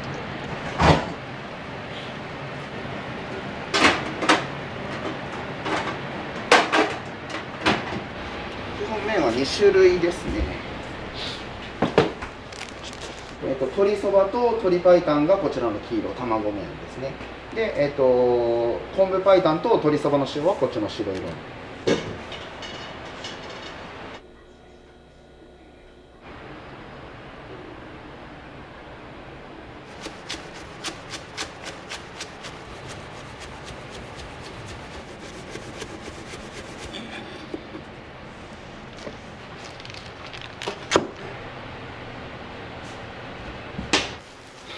ありますね。温度が高すぎるとカチカチにちょっとサラダチキンみたいになっちゃいますし、温度が足りないと生で食べれないんですよ。一番どこが美味しくで盛り付ける時も綺麗になるかって見つけたのが 62.5 度からだいたい63度。気持ちちょっと固めに、やっぱりラーメン屋のご飯なので、やっぱりラーメンのスープに合わせよくかけたりして召し上がれる方もいらっしゃるんで、土日とか、土日で高制業で行くんですよ。伊藤さん今日何人来ると思います？ここまで来ると安定するんで30分から40分ぐらいに1回ちょっと混ぜる感じですね。チー油を混ぜて乳化っていうのをさせるんですけど、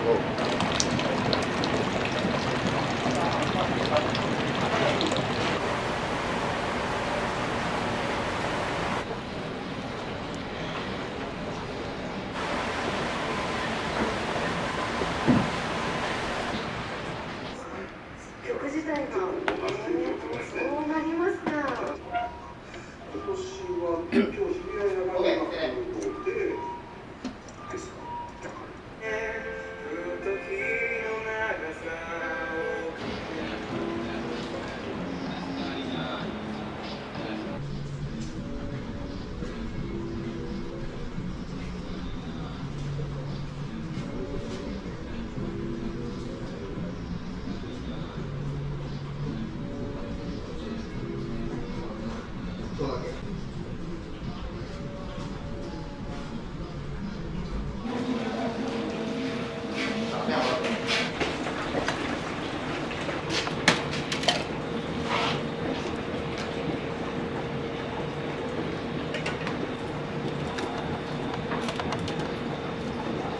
はい、すみません、お待たせしました。こちら鶏そばの塩ですね。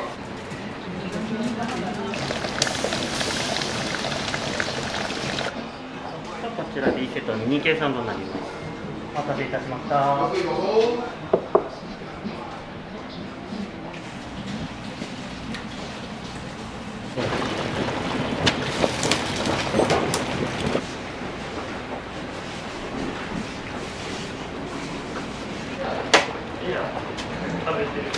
新しい。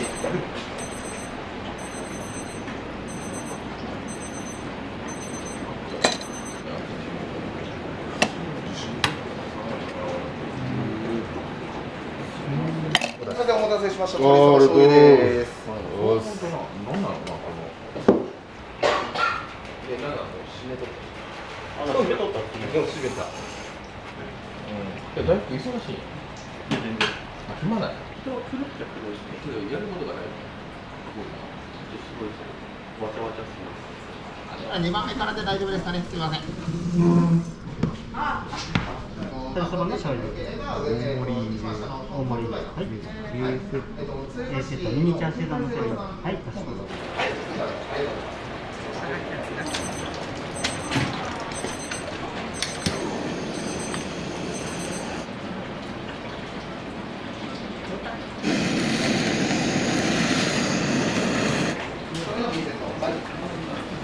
1枚ずついくよ。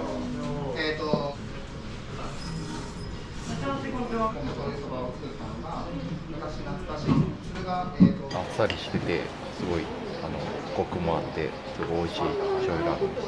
鶏白湯がすごくスープも美味しくてよく食べます。あとこのミニチャーシュー丼もすごくよく食べます。はい。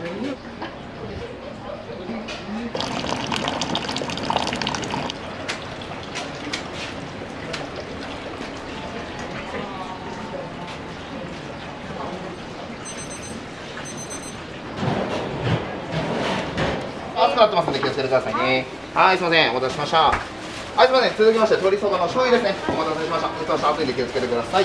スープが懐かしい感じがするのと、シナチクも美味しいし、チャーシューも美味しいし。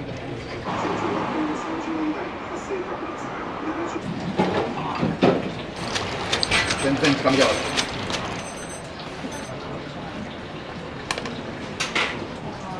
っていう風なもまあテーマで作ってるんで、知っていただくし、そう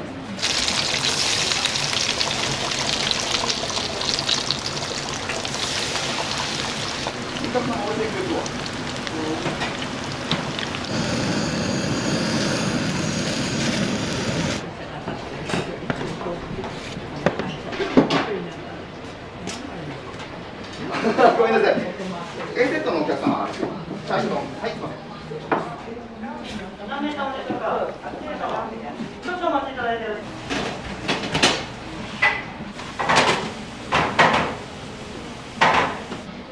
ごめん、これあれ、コード書いてるんだ。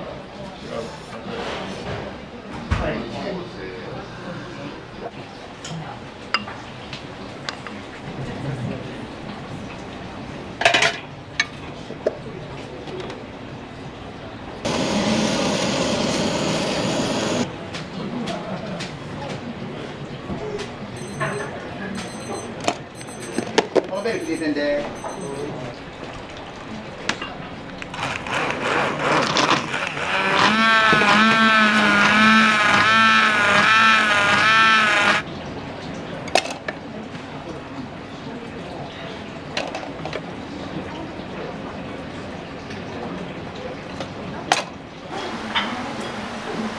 はい、それではこちら鶏白湯ですね。お待たせしました。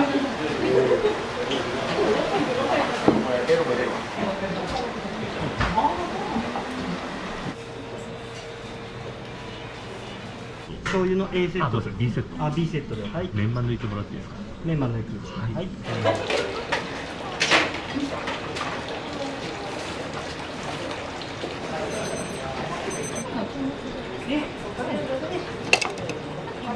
苦手な食材もやっぱりあるんで、お客様に指名されたら抜く感じでやってます。はい、それではお待たせしました。鶏そば醤油メンマのお客様。はい、具材熱いです。ありがとうございます。どうもありがとうございます。またよろしくお願いします。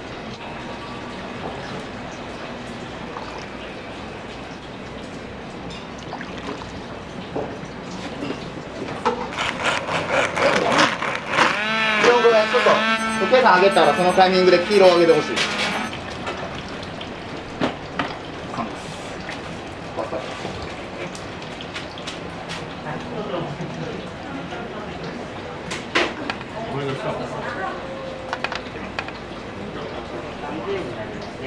ありがとうございます。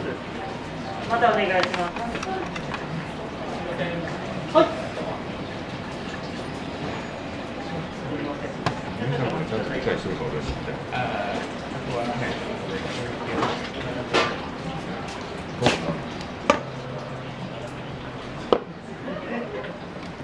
お待たせしました。申し訳ありません。すいません。じゃあ鶏そば塩のお客様ですね。はい、すいません。ありがとうございます。鶏そば醤油ですね。はい、私です。はい、ありがとうございます。鶏そばのパイタですね。お待たせしました。ご覧ください。開けましょう。本編もよろしくお願いします。お願いします。よろしくお願いします。最初に少々お待ちください。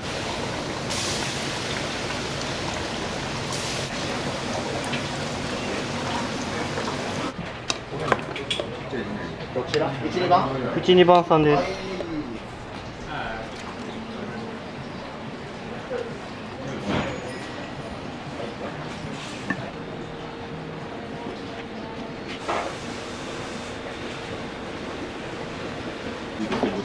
い、ありがとう。10になりました。そのテストした後に後からびっくりしました。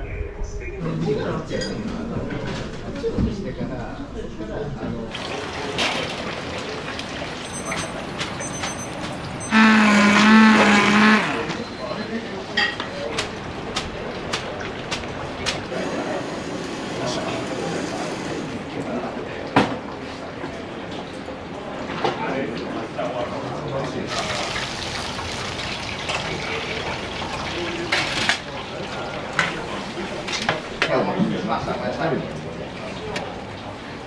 オーダー入ります。塩の単品2つ、昆布の単品2つ、両方。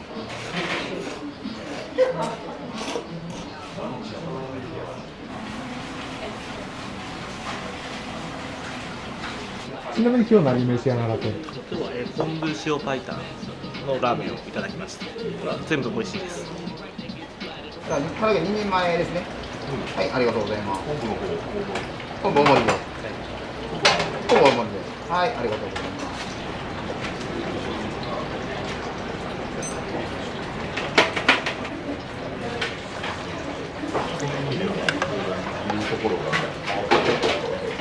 あとは2だけで。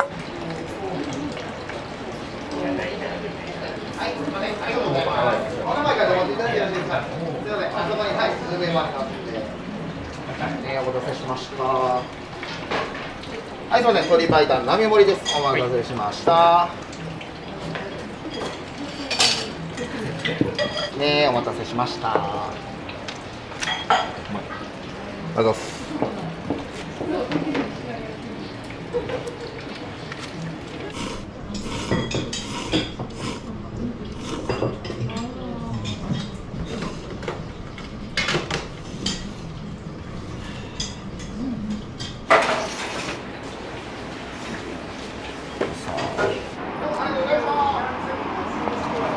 白湯で昆布入ってるのはあんまりなくて、特に鶴が昆布有名なんで、鶴が昆布使ってくれてるんで、僕も鶴が市民としては消費したいなと思って食べてます。普段はいつも醤油ラーメン食べてます。めっちゃうまいです。スープまで全部子供から大人まで飲めるような味のラーメンやなって思って通ってます。濃厚でめちゃくちゃうまかったです。ありがとうございます。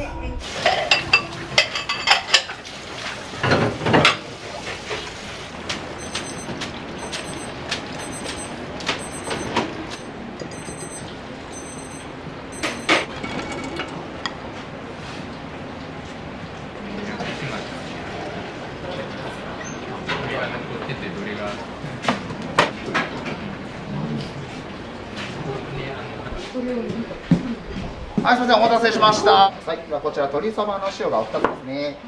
はい、すみません、お待たせしました。以上でおそれでしょうか。はい、ごゆっくりどうぞ。皆様おそれに。ありがとうございます。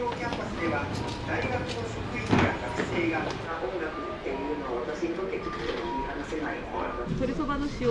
塩。はい。はい。これやね。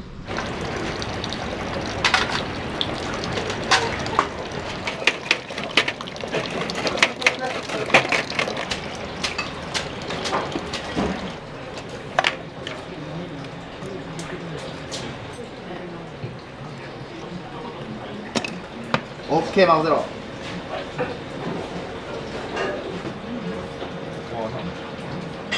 人口少ないのになかったですね。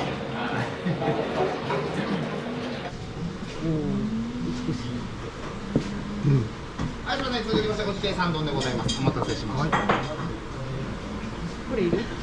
美味しそう。レモン入ってるの嬉しい。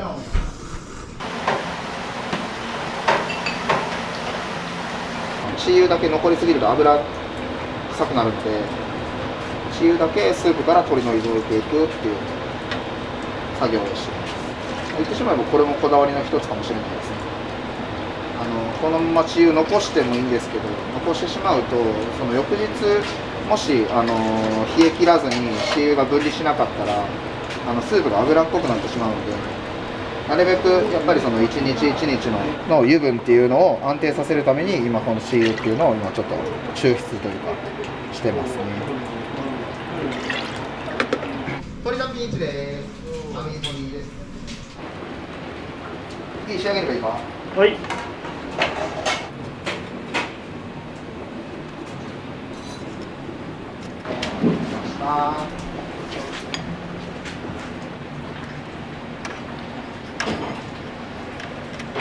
網盛りでございます。ちょっと下の方。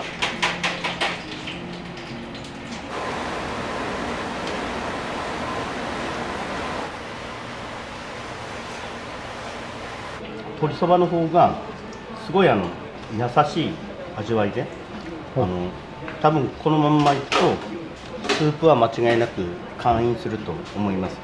で、麺がオーソドックスな細タイプ、細い縮れ麺ですごくこのあっさりしたスープが絡んで美味しく食べれてます。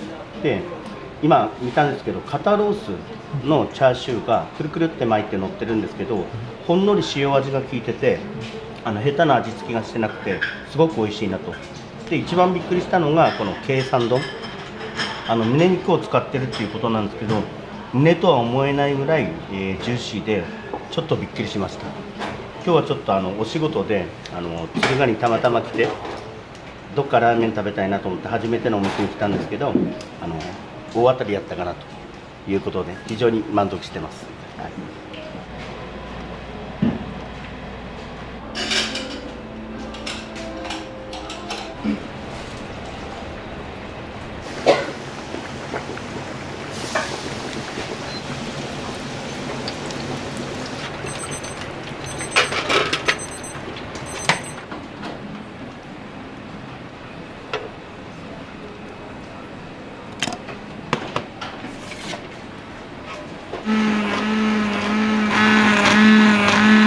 はい、すみません、こちら昆布白湯になります。すみません、こちら B セットのミニ計算丼ですね。お待たせしました。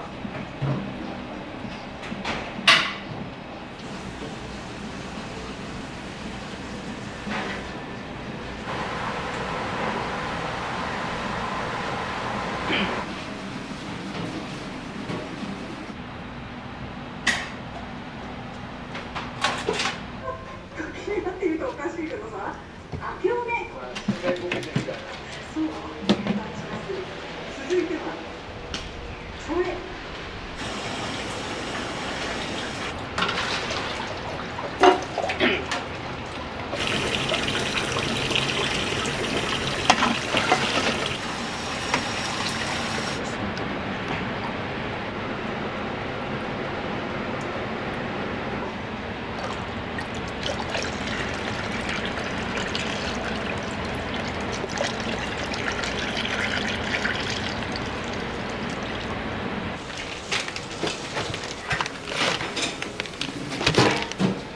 油の、多い部位だけなるべく手前に。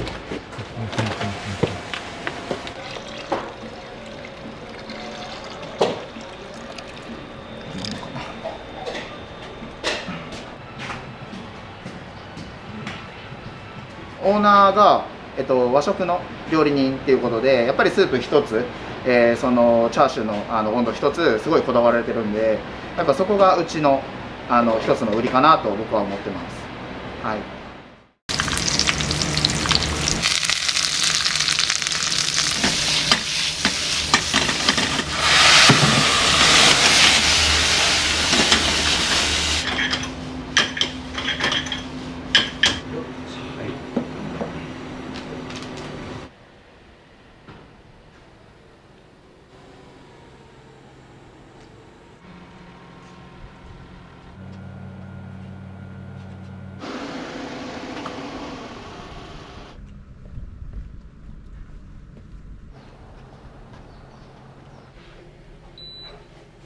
おばさんたちとか、それから自転車乗る人たちが別にレストラン使わないんだけど休みたいっていう方、ここ無料開放です。子どもさんたちやお孫さんたちが帰ってこれないような町をなんとかしたいと。で、非常にこの町も2000人ぐらいしかもういらっしゃらないんですよ。そういう町に、少しずつ明かりを灯して最終的には子どもさんやお孫さんが帰ってこれる町になればいいなということです。で、日本にはこういう町がたくさんあるらしいので、一つの礎になればなと。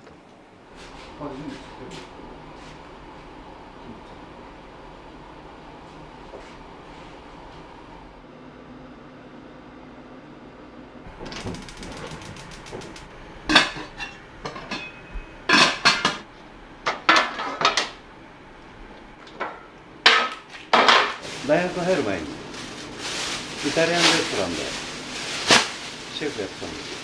一般のお客さんやこっち町を訪れられるお客様や特に地元の方が気軽に入れるようなお店、まあラーメン屋はラーメン屋なんですが、ただのラーメン屋ではなくて皆さんやらないようなラーメンね。ですからまあ言ってみりゃ洋風ラーメンだけどパスタ風ラーメンという形。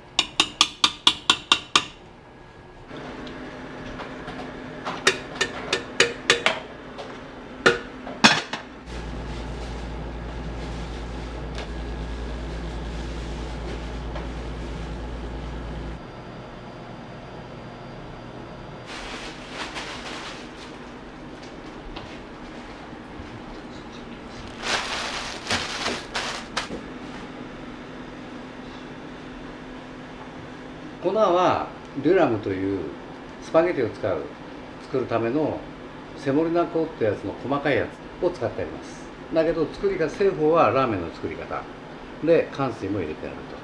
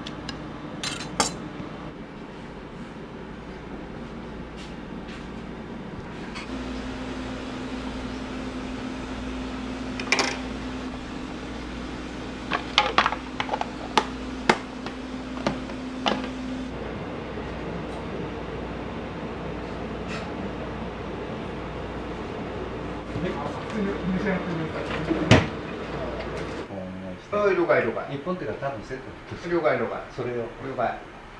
あ、ここ関係ですか。香取さんとは前同じ職場にいて、そこで一緒に仕事させてもらってたというつながりです。何でも首突っ込んで勉強する人ですね。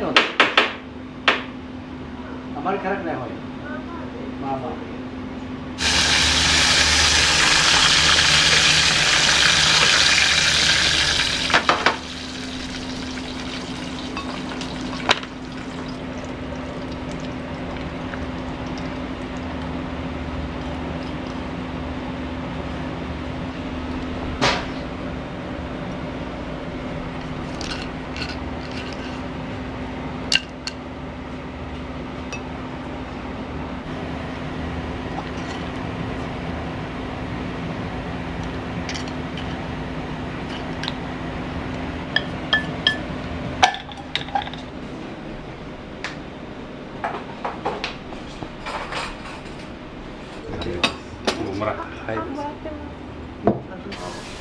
取るのか。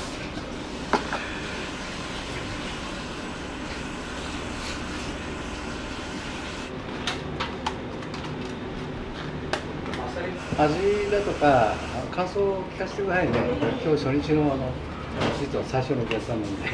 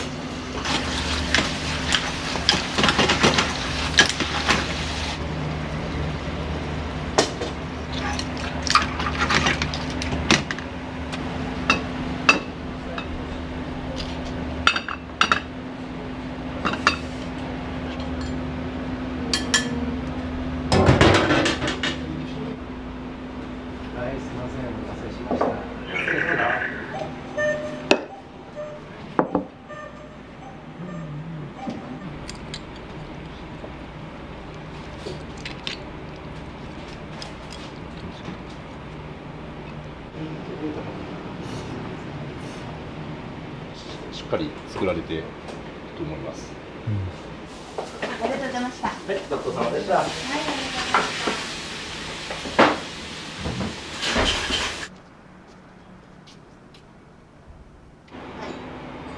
ーヒーダメなんだけど、なんか代わりにお茶かな。味っぽくないですかね。大丈夫です。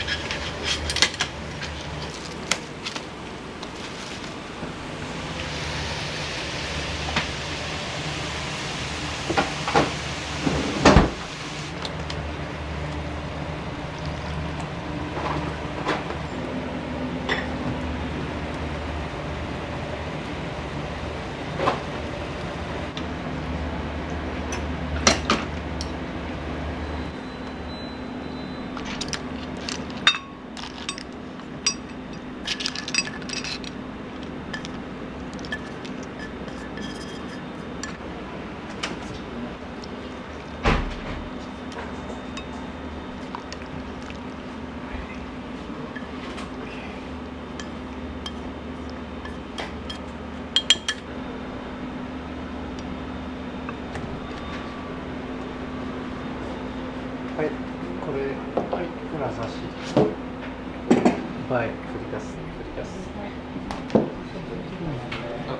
そっちでしょ。あ、出したよ。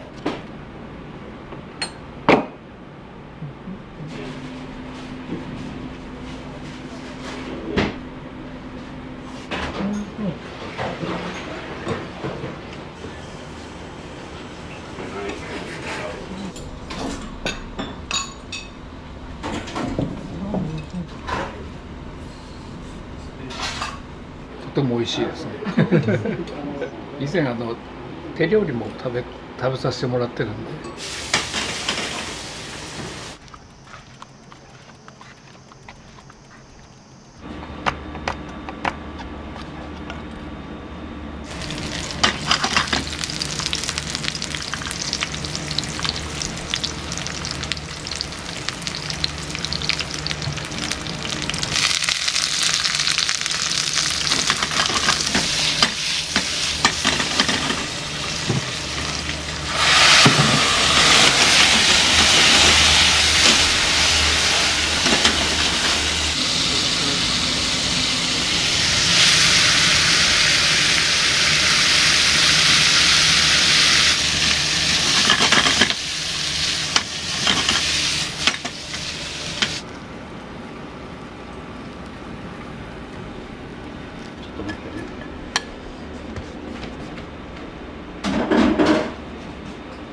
じゃなくてもいい。